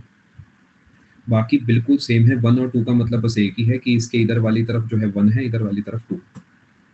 जैसे कि एक छोटे से डायग्राम से समझा देता हूँ। यहाँ से रेज आई, देखो उसमें बीच में पोल लिखा था, इसमें ऑप्टिकल सेंटर लिखा होता है। यहाँ फोकस 1 है, फोकस 2 है, यहाँ पे यहाँ फोकस 1 है, यहाँ पे सेंटर ऑफ कर्वेचर 1 है, यहाँ पे फोकस 2, सेंटर ऑफ कर्वेचर 2, जिसे 2f2 भी लिखा हुआ है। हमें पता है वहां पर क्या हुआ था, पैरेलल जाके इस पे आके मिली थी। याद है आपको बचपन की बातें? अरे बचपन की बात मेरी भूल नहीं जाना रे। इसमें बस वही काम सामने की तरफ हो गया, यानी अपन एक अच्छे से पढ़ लेंगे और ये ध्यान रखेंगे कि उल्टा है तो अपना काम बन जाएगा। ये जो शेप है ये कैसी शेप है, कनकेव या कन्वेक्स? कन्वेक्स। ये कैसी शेप है, कनकेव या कन्वेक्स? ये भी कन्वेक्स। दोनों को मिला दो, नहीं कनकेव नहीं है कशिश, सोचो। उभरा हुआ है तो कन्वेक्स है, गड्ढे में है तो कनकेव है। दोनों को मिला दो, क्या कन्वेक्स लेंस बन गया? इसलिए इसे कन्वेक्स लेंस कहते हैं क्योंकि दोनों सरफेस जब आप बाहर से देखेंगे तो आपको कन्वेक्स दिखेंगे। इसी तरीके ये कनकेव मिरर है, ये भी एक कनकेव मिरर है, दोनों को जोड़ दो, कनकेव मिरर तैयार हो गया, सॉरी कनकेव लेंस तैयार हो गया, माफी चाहेंगे। ठीक है, कॉन्सेप्ट आपको समझ आया? लेंस जो है वो ट्रांसपेरेंट होता है, तभी तो इसके अंदर से रोशनी इधर से उधर जा सकती है। लेकिन जो मिरर होता है वो ओपेक होता है। ओपेक वो चीज होती है जिसके अंदर से लाइट आर पार नहीं हो सकती। तीन तरीके की बातें हैं, एक तो ओपेक जिसके आर पार कुछ नहीं जा सकता जैसे मिरर, एक ट्रांसपेरेंट जिसके अंदर से 100% जा सकता है, फॉर एग्जाम्पल वैक्यूम। ठीक है, शाइनी सरफेस हमेशा ही अगर आप लेंस की बात कर रहे हैं हिमांशु, तो लेंस में कोई शाइनी सरफेस नहीं होती। लेंस जैसे मैंने चश्मा पहना है ऐसा होता है।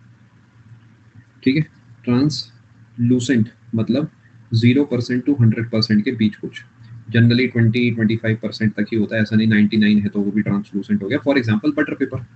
Lenses are transparent. अरे आपको मेरी आंखें दिख रही हैं, वो छोड़ो दिख रही नहीं दिख रही, लाइटिंग का असर होगा, लेकिन मैं अपनी आंखों से आपको तो देख पा रहा हूँ, स्क्रीन देख पा रहा हूँ, यानी बाहर से रोशनी अंदर आ रही है पूरी। ठीक है, तो लेंसेज आर ट्रांसपेरेंट। ट्रांसलूसेंट में बटर पेपर, एक व्हाइट पेपर पे हल्का सा बटर लगा के देखो, या फिर फॉर एग्जांपल नोट। वैसे तो ये ऑलमोस्ट ओपेक है बट फिर भी अगर आप चाहो, फॉर एग्जांपल आप यहाँ से देखोगे, ऐसे धूप में करोगे तो आपको आर पार बहुत थोड़ा सा दिखेगा। ठीक है, फॉग ट्रांसलूसेंट होती है। इसी तरीके क्या होता है, एक शब्द होता है ल्यूमिनस, जिसके पास अपनी रोशनी हो, यानी which has own light, for example stars, sun. एक होता है नॉन ल्यूमिनस जिसपे लाइट ना हो, फॉर एग्जांपल प्लैनेट्स, मून। अब बता दो टॉर्च किस में आएगी, टॉर्च इसमें आएगी। क्योंकि टॉर्च पे अपनी रोशनी है, कैंडल इसमें आएगी। टॉर्च पे तो है ना अपनी रोशनी, कैंडल पे भी अपनी रोशनी है। बल्ब भी आ सकता है इसमें, बल्ब के पास अपनी रोशनी है। Anything that can generate light of its own, जो खुद के अंदर से रोशनी प्रोड्यूस कर सके, वो ल्यूमिनस है। जुगनू भी इसमें आ सकता है, बिल्कुल। ठीक है जी, छोटे छोटे टर्मिनोलॉजी भी मैंने आपको समझा दी है। मेरे कहने से आप एक बार इसकी रीडिंग निकाल लेना। Convex lenses are converging lenses. क्या आप मेरी ये लाइन समझ पाए? रट्टे नहीं मारने, रट्टे मारोगे पेपर में गलत कर दोगे। कन्वेक्स लेंस कैसा है इमेजिन करो, फिर देखो उस पे पैरेलल बीम आके क्या होगा, जो होगा वो आंसर है। ठीक है, डबल क्यों बोला है? क्योंकि दोनों तरफ से कनकेव है, देखो इधर से भी कनकेव है, इधर से भी कनकेव है। डबल कन्वेक्स क्यों? क्योंकि वो दोनों तरफ से कन्वेक्स है, जिसे सिंपल भाषा में कन्वेक्स लेंस कह देते हैं। इसे रीडिंग कर लेना। वैसे मैंने सारे पॉइंट आपको समझा दिया, अपर्चर क्या होता है आपको पता है, प्रिंसिपल एक्सिस क्या आपको पता है, सब आपको पता है, आप इतने अच्छे इंसान हैं ना, ये सब मैं ऑलरेडी बता चुका हूँ। Still I want you to read this once, आपका होमवर्क मान लीजिए आपसे। ठीक है, आगे चलते हैं। सेम क्या, मैं उम्मीद करूँ कनकेव लेंस की बात को भी आप समझ पाए। बिल्कुल सेम केस है, इन्फिनिटी से फोकस उन दोनों के बीच में, तो उन दोनों के बीच में नहीं बेटा, हिंदी में पीडीएफ नहीं है शिवानंद, पीडीएफ तो अंग्रेजी में ही है बेटा। साइन कन्वेंशन में कोई बात है बताने की? सेम जब वो खुद चिल्ला चिल्ला कर कह रहा है कि जो मिरर में करा वही कर दो, क्या टेंशन है? बस एक छोटा सा फर्क क्या है कि इसमें तो हम यहाँ से लेते थे दूरी, ऐसे ही तो करते थे ना। ये कह रहे हैं जी लेंस में काम करो, इसके ना सेंटर से ले लो कैलकुलेशन अच्छी करने के लिए। देखो, we apply the rules same except all measurements are taken from optical centre. ये पेपर पॉइंट ऑफ व्यू पे कुछ भी इंपॉर्टेंस नहीं कैरी करता। लेंस के फॉर्मूले में माइनस आता है, याद रखना है। रीजन भी सेम है, उसमें जब इसी तरफ बना था तो इसमें सामने बना है, तो चीजों को सही रखने के लिए एक माइनस एक्स्ट्रा देना पड़ेगा ना। जब उसमें दोनों चीजें इधर बनी तो माइनस से सॉल्व हो, दोनों चीजें इधर थी तो दोनों पे माइनस था, अब एक चीज पे प्लस हो गया ना इसमें, तो इस वजह से अपने पास से माइनस देना पड़ेगा। पेपर के लिए याद रखना, लेंस में माइनस आता है, मिरर में माइनस नहीं आता। अब इसके भी कई जुगाड़ है, जैसे आप जब लिखोगे मिरर और जब आप लिखोगे लेंस, तो निगेटिव किसके पास आ रहा है, यानी एन किसके पास है, लेंस के पास है, तो उसे माइनस दे देना। ये बिल्कुल फर्जी चाइनीज ट्रिक्स है, लेकिन मजबूरी में बनानी पड़ती है, इससे पेपर में आपको मदद हो जाए। और ये बिल्कुल स्पॉन्टेनियस है, ना ही पिछले कोर्स में बताई है, ना ही हो सकता है अगले में बनाई हो, बिकॉज ये कहीं पर प्लान्ड नहीं होता। ये बस फ्लो में जो स्क्रीन पर दिखा वैसा कुछ बना दिया। कभी भी जिंदगी में स्पेशल क्लास में ट्रिक नहीं बताई होगी, अभी अभी आई दिमाग में बता दिया, अब आगे फिर मैं खुद ही भूल जाऊंगा। ठीक है जी, बिल्कुल अच्छा है आशीष, मैं तो खुद आपकी बात से एग्री करता हूँ। बट अगेन देखिए, जरूरी नहीं है कि सब बच्चे साइंस साइड से हैं। हमें सबको सिलेक्शन कराने की कोशिश जब करते हैं तो कभी कभार ये थोड़ी थोड़ी मदद करनी पड़ती है। ठीक है जी, आगे चलते हैं। अब बता दो, एच डैश अपॉन एच आपको पता है ना, इस पे माइनस था तो इससे माइनस छीन लो। देखो मेरे मित्रों, मैं आपको एक प्यारी बात बताता हूँ। जब आपने इस डायग्राम में खेला था तो ऊपर की चीज नीचे आई थी ना, क्या इसमें भी ऊपर की चीज नीचे ही आई है? तो जब एच डैश अपॉन एच खेलोगे तो वो दोनों का सेम होगा, क्योंकि एक ऊपर है एक नीचे है, तो जो साइन है सब सेम है। बट दोस्तों, इसमें दोनों निगेटिव थे और इसमें एक निगेटिव और एक पॉजिटिव हो गया, तो बैलेंस करने के लिए जो यहाँ पर फॉर्मूला था और जो यहाँ पर फॉर्मूला था, उसे एक एक्स्ट्रा माइनस देना पड़ेगा आपको, आपकी जिम्मेदारी है। दुनिया तभी बचा पाएंगे आप। इस वजह से इसमें प्लस आ गया। आप समझ पा रहे हैं? हर चीज का रीजन दे रहा हूँ, रट्टा नहीं पढ़वा रहा। मैं घर पे चाहता तो 5 मिनट में टेबल बना के दे देता कि टेबल याद कर लेना, नहीं, वो टेबल दे दी जहाँ पर देनी थी रिफ्रैक्टिव इंडेक्स वगैरह में। ये कॉन्सेप्ट्स हैं तो कॉन्सेप्ट्स के तरीके समझ सकते हैं हम इसे। क्या दोस्तों, यहाँ तक की बातें आप मेरी समझ पाए? आगे बढ़ते हैं। Power of the lens. देखिए, सबसे पहली बात, पावर है किसी भी चीज की बदलाव लाने की क्षमता। यानी अगर मैं कुछ बदलाव ला सकता हूँ तो मैं कहूंगा मैं पावरफुल हूँ। मेरा चश्मा अगर मेरी आईसाइट को बदल सकता है तो मेरा चश्मा पावरफुल है। यानी मिरर में ये कॉन्सेप्ट नहीं लगता, लेंसेज में लगता है कॉन्सेप्ट। तो पावर ऑफ मिरर जैसा कुछ नहीं होता। और ये आप एक्चुअली वहां पर मैग्निफिकेशन होता है। मैग्निफिकेशन अलग चीज है, कितना आप बड़ा कर रहे हैं, कितना छोटा कर रहे हैं, लेकिन कितनी जोर से आप लाइट को बेंड कर सकते हैं, वो पावर ऑफ द लेंस है। पावर और मैग्निफिकेशन में फर्क समझ आया? मैग्निफिकेशन एक सिंपल रेशियो है इमेज और ऑब्जेक्ट के बीच का। पावर है कि आप रे आ रही है पैरेलल, उन्हें कितना ज्यादा बेंड कर सकते हैं। फॉर एग्जांपल, एक ऐसा लेंस है बेचारा, इसने ऐसे बेंडिंग कर दी। एक दूसरा लेंस है एकदम तगड़ा, खाते पीते घर का, जिसकी मम्मी उसे हेल्दी कहती है, और इसी बात पे वो लपेटे जा रहा है, मोमोज भैया चटनी और देना करके। ये जो है, ये पावरफुल है, मोर पावर, बिकॉज इसने पहले ही बेंड कर दिया है इससे। हेल्दी नहीं है वो, सच्ची बात है, वो हेल्दी कुछ नहीं होता। ठीक है, समझ पा रहे हैं आप? ये वो वाली बात नहीं, ये वाली बात की जो लेंस मोटा है उसके अंदर देर तक रह रही है ना, ये जो लाइट की रेस है, इस वजह से ज्यादा मुड़ पा रहा है, ऐसे समझ लो। यानी जो मोटे लेंस होंगे, जो मोटे लेंस हैं वो ज्यादा पावरफुल है। क्या मेरी बात आप समझ पाए? अब दोस्तों एक और बात, जो पतला बेचारा लेंस है, पतला सा, जिसे बारिश से ठीक पहले आंधी में जिसके घर वाले बाहर भी नहीं भेजते कि बच्चा कहीं ये ना हो सीधा छत पे ही मिले, कुंडी भी अंदर से लगा रखी है हमने तो उड़ के, ये जो पतला सा लेंस है, क्या इसका सेंटर बहुत ही ज्यादा दूर नहीं होगा? इतना दूर कि मैं स्क्रीन पर बना भी नहीं पा रहा। यानी जो पतले लेंस होते हैं, थिन लेंसेस, उनकी होती है हाई फोकल लेंथ, यानी मोर फोकल लेंथ, और जो थिक होते हैं उसकी होती है लेस फोकल लेंथ। सोच के देखो ना, ये एक ऐसा लेंस है, इसका सर्कल तो बेचारा जरा सही है, इधर वाला जरा सा, तो इतना सही तो हुआ इसका रेडियस, और इसकी आधी फोकल लेंथ।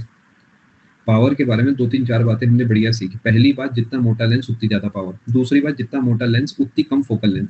तो क्या मेरे मित्रों, मैं कह सकता हूँ पावर और फोकल लेंथ इनवर्स है। फोकल लेंथ ज्यादा का मतलब पतला लेंस का मतलब कम पावर। बस खेला खत्म। देखो, डिग्री ऑफ कन्वर्जेंस और डाइवर्जेंस जितना कोई लेंस कर पाए वो उसकी पावर है, और कुछ नहीं है, पावर है 1/f, लेकिन फोकल लेंथ को लेना होता है इन मीटर्स। इसे पी से डिनोट करते हैं, इसकी यूनिट होती है डायोप्टर।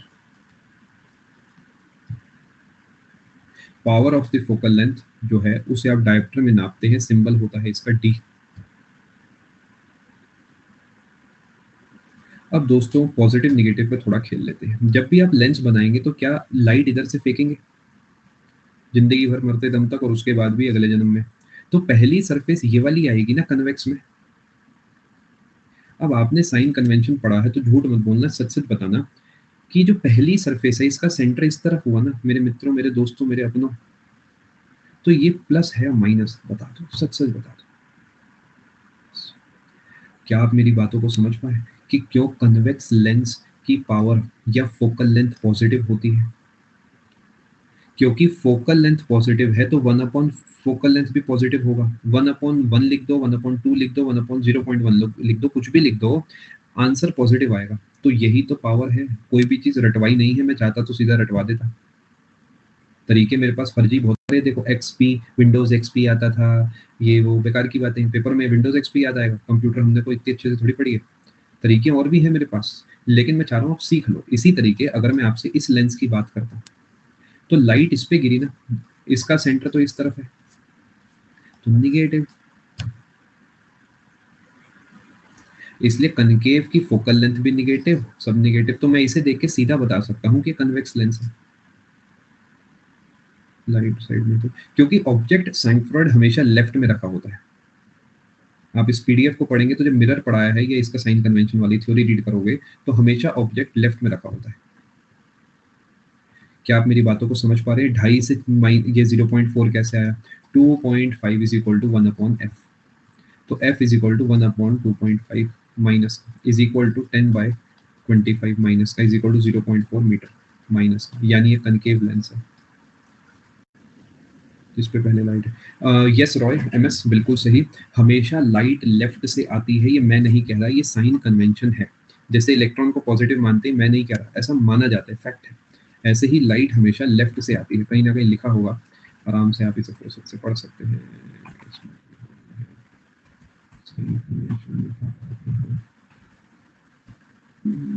ये रहा। देखो मैं कितना अच्छा इंसान हूँ, बस क्या बताऊँ। ठीक है, देखो मेरे कॉन्सेप्ट में है दम, समझे बाजीराव सिंह में? नहीं समझे, कोई बात नहीं, आगे चलते हैं। यहाँ तक आई होप आप सारी बात समझ चुके हैं। इसे चाहो तो आप रीड कर सकते हो। जो मल्टीपल लेंसेज होते हैं तो उनकी पावर को आप सिंपली ऐड कर सकते हैं। तभी चश्मे वाले भैया बार बार अलग अलग लेंस लगा के देखते हैं। पहले एक लगा दिया, उसके साथ ही दूसरा लगा दिया, बिकॉज वहाँ पे उनकी कैलकुलेशन काफी ईजी है कि पहले उन्होंने एक लगाया 2.0 का, थोड़ा सा वो पूछते ना पहले बेटर था या अब बेटर, कुछ पता नहीं लगता कब बेटर था, बंदा कहता कोई भी लगा दे यार, तो कुछ नहीं समझ आ रहा मुझे, सब एक ही है। यार ये तुम्हारा काम है यार, तुम 1500 रुपये ले रहे हो, तुमको ये टेक्नोलॉजी लाओ ना जो बिना पूछे मेरी आंखों की पावर नाप लो। ये क्या बात हुई, पहले ज्यादा बाद में ज्यादा। खैर इन दोनों को जब आप ऐड करेंगे तो सिंपली आप एक नया लेंस लगा सकते हैं जिसमें जिसकी पावर होगी 2.25। समझ गए आप। और जब 2-3 बार होता है ना बाद वाले लेंसेज ब्लर होने लग जाए तो खुद का ही कॉन्फिडेंस लूज होता है, चौथे लेंस में इंसान कहता है हाँ भैया भैया बहुत अच्छा दिख रहा है। चलें आगे। चलो दोस्तों, कुछ क्वेश्चंस के आप आंसर दोगे मुझे। गुड वन सैंकफर्ड। चलो, कमेंट सेक्शन में आंसर देने हैं, कोई पोल एटसेट्रा कुछ भी नहीं है, आराम आराम से रीड करेंगे और आंसर देंगे।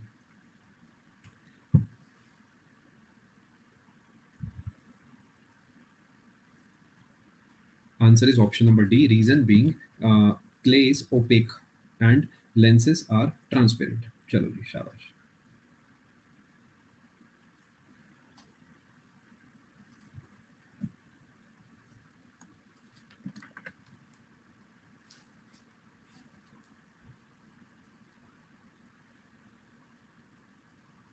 ए बी सी डी, डी ही आ रहा है अधिकतर लोगों का, देख लेते हैं।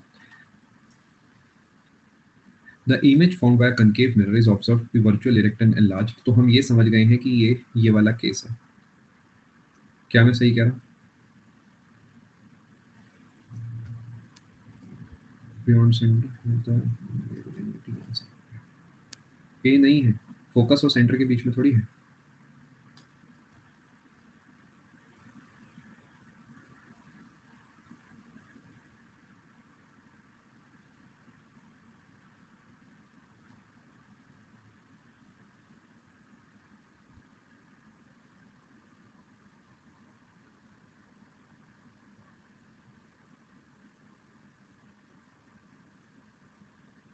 Good evening.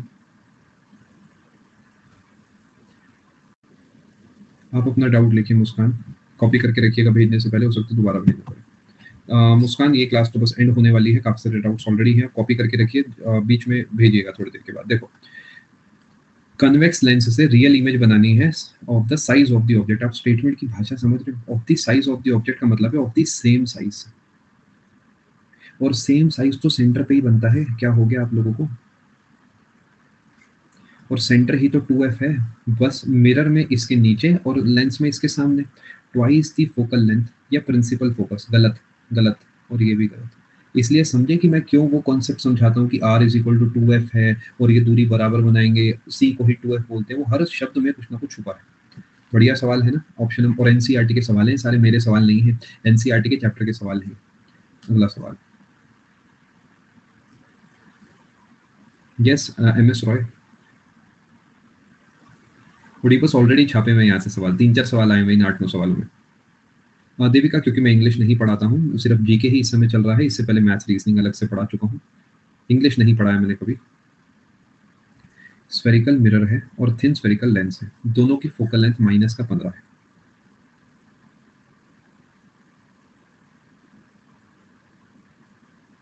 सी या बी? बढ़िया है ना सवाल। देखो, -15 है, क्या इसकी फोकल लेंथ -15 है? और क्या इसकी फोकल लेंथ भी -15 है? तो क्या ये आंसर हो गया? बढ़िया है ना सवाल, देखो दिमाग घूम रहा होगा, मतलब एक्चुअली जोर पड़ रहा होगा सोचने में। बढ़िया सवाल है। क्यों, सोचो आप एक बार। मैं देविका कभी फ्यूचर में कोशिश करूंगा, सोचो एक बार। आपको -15 बनाना है एक मिरर में, ऐसे ही तो बनाओगे ना, इसी में बना सकते हो। कन्वेक्स लेंस की फोकल लेंथ पॉजिटिव होती है बिकॉज पहला जहां से लाइट आके टकराती है उसका सेंटर इधर होता है। देखो, अभी मैंने रीड कराया था वैसे। पावर कन्वेक्स की पॉजिटिव है तो फोकल लेंथ भी पॉजिटिव है, इसलिए कॉन्सेप्ट सिखाए हैं जिससे कि पेपर में फंसो ना। अगला सवाल।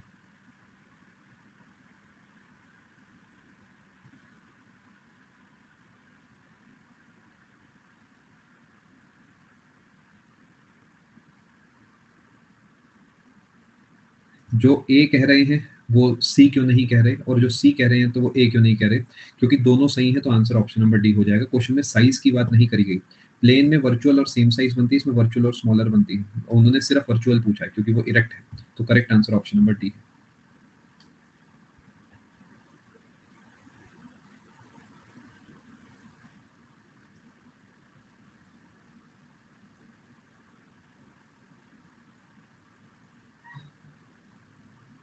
Muskan, maybe you can ask your doubt in the next plus class.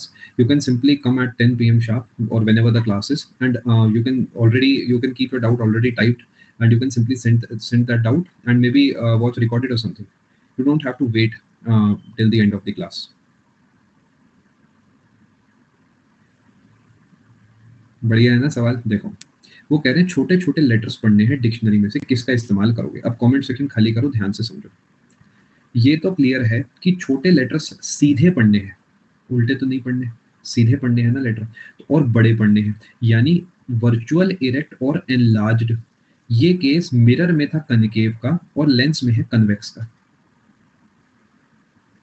Mirror से तो नहीं पढ़ सकते, ये ध्यान रखना, कल को मिरर भी देगा ऑप्शन में। मिरर से आप कैसे रीड कर लोगे? मिरर तो वापसी दिखाता है ना आपको, तो कनकेव लेंस वाला तो गलत हो गया।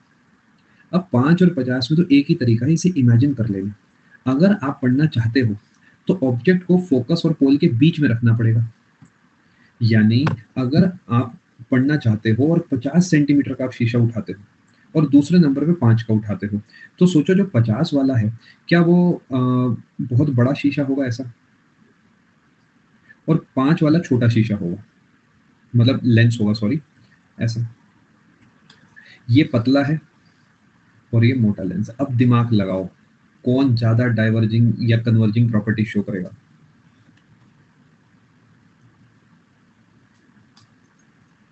पचास या 5?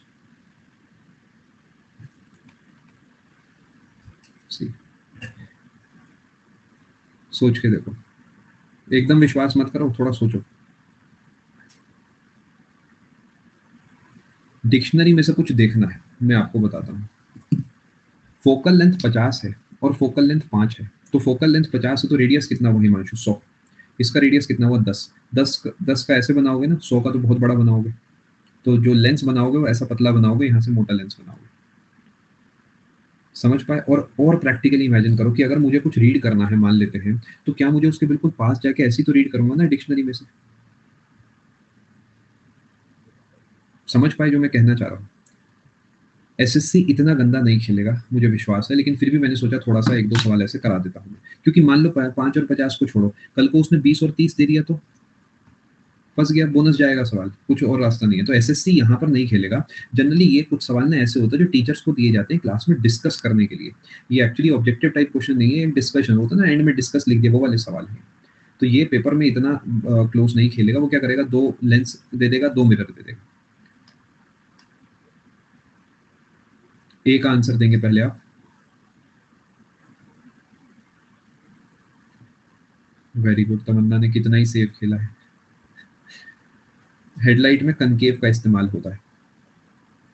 हेडलाइट अलग होती है, और ये कन्वेक्स है और ये कनकेव है। सोलर फर्नेस में आपको क्या करना है, सारी रोशनी को कैद करना है एक पॉइंट पे, तभी तो हीट जनरेट करेंगे। कनकेव साइड व्यू मिरर में सीधी और छोटी इमेज देखनी है, और हेडलाइट में आपको पैरेलल बीम फेंकनी है दूर तक। ये सोलर फर्नेस, सोलर कुकर, जो आप उसे बोलना चाहें बोल सकते हैं, आपके लिए कीवर्ड सोलर है।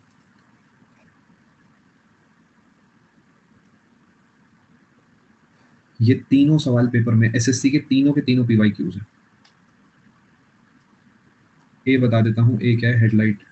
देखिए, आपको बीम दूर फेंकनी है, तो एक्चुअली हेडलाइट में 2 कनकेव का इस्तेमाल होता है, और बल्ब को ऐसे लगाया जाता है कि पहले के ये जो है सेंटर पे हो और दूसरे के फोकस पे। आप सोचो बल्ब से रोशनी निकलेगी तो क्या वो पैरेलल नहीं जाएगी? आप ऐसे दिमाग लगा के सोचो, ठीक है?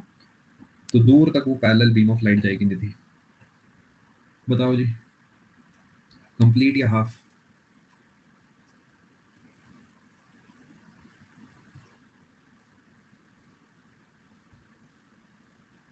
Even if I have covered 99% of the lens, it will produce full image of less intensity. Proof दो। एक एक आंख ढक लो, सब दिख रहा है, ब्लर दिख रहा है। ये तो है थ्योरी कॉन्सेप्ट। अब मैं एक्सपेरिमेंटली जैसा क्वेश्चन के एंड में लिखा है वैसे बताता हूँ। मान लेते हैं एक ऑब्जेक्ट यहाँ पड़ा है, ये एक पॉइंट है, ये एक पॉइंट है। हम लोग जब पढ़ते हैं क्लास में तो हम ऐसे पढ़ते हैं कि ये इसके फोकस से गया और ये इसके सेंटर से गया और यहाँ पर इमेज बन गई। एक्चुअली ये डायग्राम इनकम्प्लीट है क्योंकि मैं मिरर में बता चुका हूँ ये बात कि 2 रेज़ नहीं करोड़ों रेज़ निकलती हैं। तो हर तरफ जो भी रेज़ निकल रही हैं, वो इसी तरीके जाएँगी कि हर एक केस में वो एग्ज़ैक्टली इसी पॉइंट पे मिलेंगी। बता चुका हूँ मैं ऑलरेडी ये बात। ये इसी तरीके जाएँगी कि सबकी सब रेज़ यहीं पर और एग्ज़ैक्टली यहीं पर मिले और कोई रास्ता नहीं है इनके पास। तो अगर आप लेंस को कवर भी कर देते हैं तो कोई फ़र्क नहीं पड़ने वाला, आपको सब कुछ दिखेगा।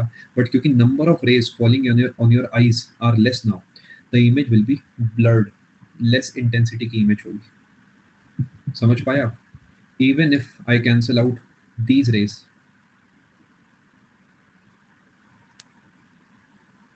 थोड़ा-थोड़ा समझ पाए?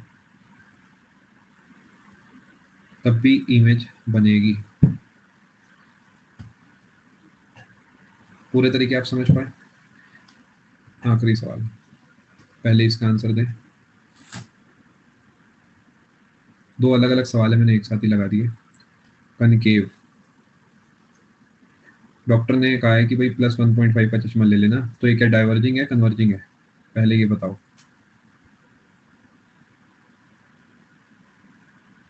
कन्वेक्स है और कन्वर्जिंग है। फोकल लेंथ कितनी है? फोकल लेंथ निकाल दो।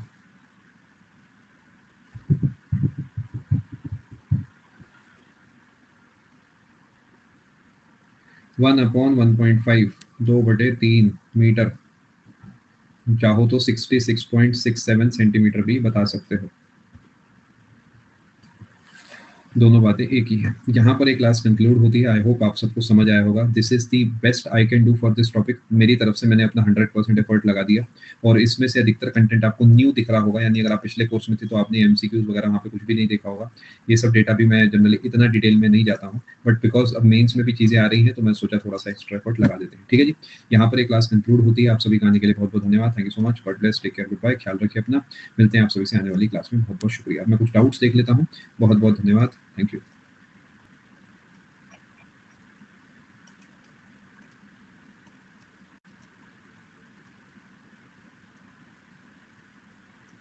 देखिए सेगेशियस, सबसे पहले कॉन्फिडेंस लो होने जैसा कुछ भी नहीं हुआ है। 140 नंबर अगर आपको कम लग रहे हैं तो आपकी सोच थोड़ी-सी गड़बड़ है। सोच को सबसे पहले सुधारिए। 120 वाले को ये सवाल पूछना चाहिए। अगर आप 140 नंबर पे ये पूछ रहे हैं कि मेंस की तैयारी करें या ना करें, तो मुझे नहीं पता कि आप क्या चाहते हैं। देखिए, मेंस की तैयारी में आप ये बात समझनी होगी कि जो सिलेबस आता है वही अगली साइकिल का सिलेबस है, तो ये तो सवाल ही गलत है। दूसरा एक बात बताओ, 15-20 दिन बाद जागे हो? 27 तारीख को प्री खत्म हो चुका है और आप मुझसे आके आज 11 तारीख के आस-पास पूछ रहे हो कि भाई मेंस की तैयारी करें ना करें। आप में से बहुत सारे ऐसे बच्चे हैं जो ना जाने क्या कर रहे हैं अपनी लाइफ में। मत करिए ये सब। आप मेरे थ्रू अपने चीज़ों को जस्टिफाई क्यों करने की कोशिश कर रहे हैं? नहीं कर पाएँगे आप। आप ऐसे इंसान को मत ढूँढिए यूट्यूब पे या किसी प्लेटफ़ॉर्म पे जो आपको आके बार-बार कंसोल करता रहे। कुछ हासिल नहीं होगा, उससे आप कमज़ोर बन जाएँगे। ऐसा मत करिए। आपको तैयारी करनी चाहिए, ये सवाल ही गलत है। आप ये कहें कि भई मेरे 140 बनने, मेरे जीके में 8 ही नंबर बने, मैं क्या करूँ? मैं वहाँ खुशी-खुशी आपकी मदद करूँगा। बट ये सोच गलत है कि तैयारी करें ना करें। बताओ, मैं मना कर दूँगा तो तैयारी छोड़ दोगे और हो गया गलती से सिलेक्शन तो आधे नंबर से फिर अपना 24 की तैयारी करोगे। अरे तैयारी करो बेटा, यही जीवन मिला है, मेहनत कर लो दिन-रात एक करके, कुछ बन जाओगे बढ़िया रहेगा। और जो नहीं हुआ, नहीं हुआ, क्या फ़र्क पड़ता है? जो पेपर हाथ में है उस पे फ़ोकस करो। मैं देख रहा हूँ सभी का डाउट। निधि देखिए, आपका पेपर कौन-सा है पहले ये बताइए? आप 24 की तैयारी कर रहे हैं या फिर 23 का मेंस है आपका? 23 का मेंस है। एक बार में जितना समझ आए उतना समझ लीजिए और अगले टॉपिक्स पढ़िए, ठीक है? प्रैक्टिस बहुत ज़्यादा करनी है, प्रैक्टिस ही मेन है। पेपर से पहले अपना इस इन क्लास की पीडीएफ को देख लेना, 2-2 3-3 बार क्लासेस लगाने की नीड नहीं है। अगर बाकी सब्जेक्ट सुपर स्ट्रॉन्ग हैं, तो ही आप ऐसा करें, अदरवाइज़ मैं रिकमेंड करूँगा मेन फोकस एक बार theory complete and then practice पे होना चाहिए। निधि एक बार अच्छे से कोर्स को कंप्लीट करें और प्रीवियस ईयर की प्रैक्टिस करें। इकोनॉमिक्स का प्रैक्टिस कोर्स नहीं है, बाकी सब चीज़ों के हालात में।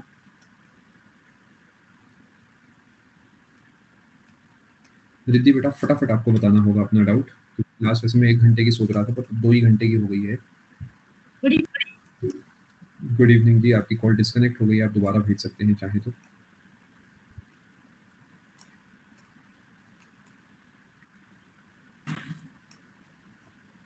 हेलो जी रिद्धि जी, गुड इवनिंग। फिर से डिस्कनेक्ट हो गई है, आप एक बार अपने पार्ट पे कनेक्शन चेक करिए, अदरवाइज़ आप अपना डाउट टाइप कर सकते हैं और मैं आपकी उस तरीके मदद करूंगा जब तक मैं अगला डाउट देख लेता हूँ।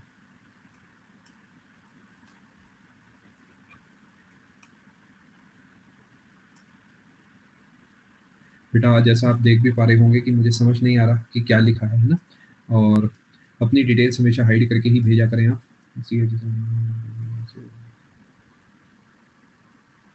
तैयारी करें श्रेया, कोई वजह होगी, कोई कमी आपको अपनी पता है तैयारी में, सबको पता होती है, उस कमी को दूर करें ना। दुख मनाने की उम्र थोड़ी है आप लोगों की। आपको एक चीज नहीं आती, उस पर काम करो, इतना सही है बस। दुखी होने का समय नहीं है आपकी लाइफ में।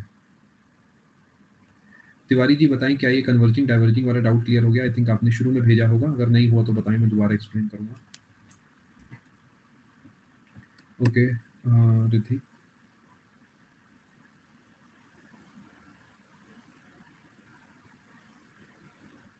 एक डाउट और ले लेता हूँ रिद्धि, फिर आपको आपका रेज हैंड एक्सेप्ट करता हूँ। देखिए 2 to the power 3 है, ये आपका हो गया 8, और 16/8 2 हो गया, ठीक है।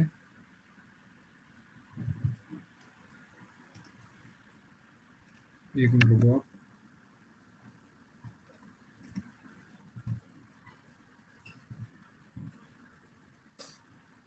आपने पूछा है तो कोई तो वजह होगी ही। मैंने कहा वेरीफाई भी कर लेते हैं, सही है, बिल्कुल यही आंसर है। मैंने हाथों हाथ एक्सेल में लगा के भी देख लिया। बिल्कुल पूछ सकते हैं दीदी, एक दो नहीं 100 पूछिए, 100 की 100 पूछिए, कोई दिक्कत नहीं है। बाकी सबसे पहले इंटरनेट से एक बार पढ़ लो, ना समझ आए तो भेज देना, रीजन बीइंग आपको वेट ना करना पड़े बस। Good evening sir. Good evening Riddhi ji, फिर से डिस्कनेक्ट हो गया है। नहीं आपका डाउट नहीं है अनजान मेरे पास।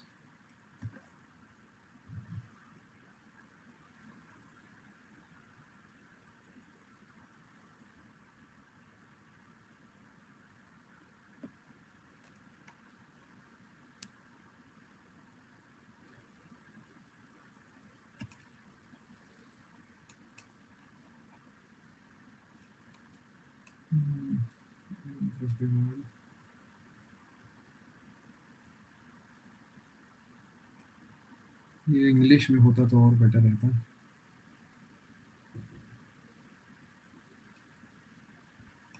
एक बार यार अगली क्लास में इसका इंग्लिश वाला फिर तो भी बेटर होगा।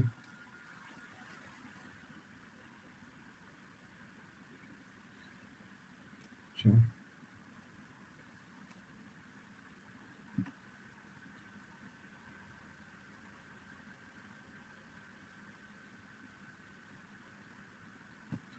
एक और भेजा है, मैं उसमें मदद करता हूँ, मैं कोशिश करता हूँ, या तो हिमांशु में खुद इसकी इंग्लिश बनाने की क्लास के बाद यार जो पॉसिबल है वो ही बता रहा हूँ आपको। जब तक एक और भेजा, ये इसमें शायद बाइलिंगुअल है तो ये समझाने की कोशिश करूँगा। कोई कुछ कहना चाहेगा?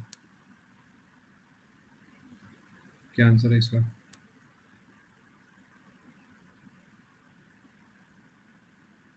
सबको मौका दे रहा हूँ, बाद में मत कहना।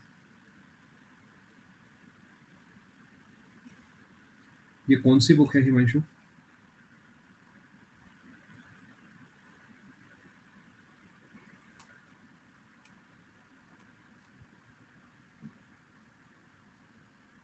नहीं रिद्धि आई अंडरस्टैंड, और बेटा हर बार मैंने रेज हैंड अपनाया भी है, बट आपके सामने ही है, बार बार तो डिस्कनेक्ट हो रहा है, एक और बार आखिरी बार ट्राई करेंगे, ठीक है। क्या होना चाहिए भाई आपके हिसाब से इसका आंसर हिमांशु, आप या बाकी कोई आंसर देना चाहे?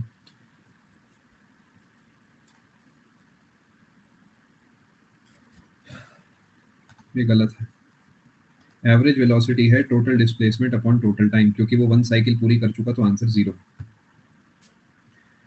सबसे ज्यादा डर जीके में इसी चीज का लगता है मुझे, तभी मैं किसी बुक का नाम नहीं लेता। अगला सवाल है, इसका आंसर बताएं। डी, ये भी गलत है, ये तो डेफिनेशन है। पावर पावर के लिए तो रेट ऑफ डूइंग वर्क जैसा कुछ चाहिए। 4C ये डेफिनेशन, नीचे एक्सप्लेनेशन देखोगे बल की दी है। तो बहुत बच के रहना होगा हिमांशु ऐसी किताबों से। मैं नहीं कह रहा इसे बंद करके रख दो, मैं बस ये कह रहा हूँ इनसे आंसर्स को लर्न मत करना, लर्न मत करना यहाँ से आंसर, जो ना पता हो इंटरनेट पे पढ़ लेना, क्योंकि ये बहुत रिस्की शॉट है। बताओ यार ऐसे कैसे किताबें लोग बना देते हैं, गलत सलत कुछ भी। मेरा डाउट ये है कि इरिटेशन होती है मुझे इस चीज पे। जी रिद्धि जी बताओ। फिर से बेटा डिस्कनेक्ट हो गया है। आप एक काम करो रिद्धि, आप अपना डाउट टाइप करके भेजो मुझे आने वाली क्लास में, और तब मैं आपकी मदद कर पाऊँगा। चाहें तो आप किसी भी आने वाली क्लास में भेज सकते हैं, ठीक है? आप मुझे भेज दीजिएगा, कोई दिक्कत नहीं है। अगली क्लास में, कल तो मेरी क्लास नहीं है, आप मुझे अगली क्लास में भेज देना, ठीक है? चलो, thank you so much, God bless all. मिलते हैं आप सभी से आने वाली क्लास में। बहुत-बहुत धन्यवाद। Thank you.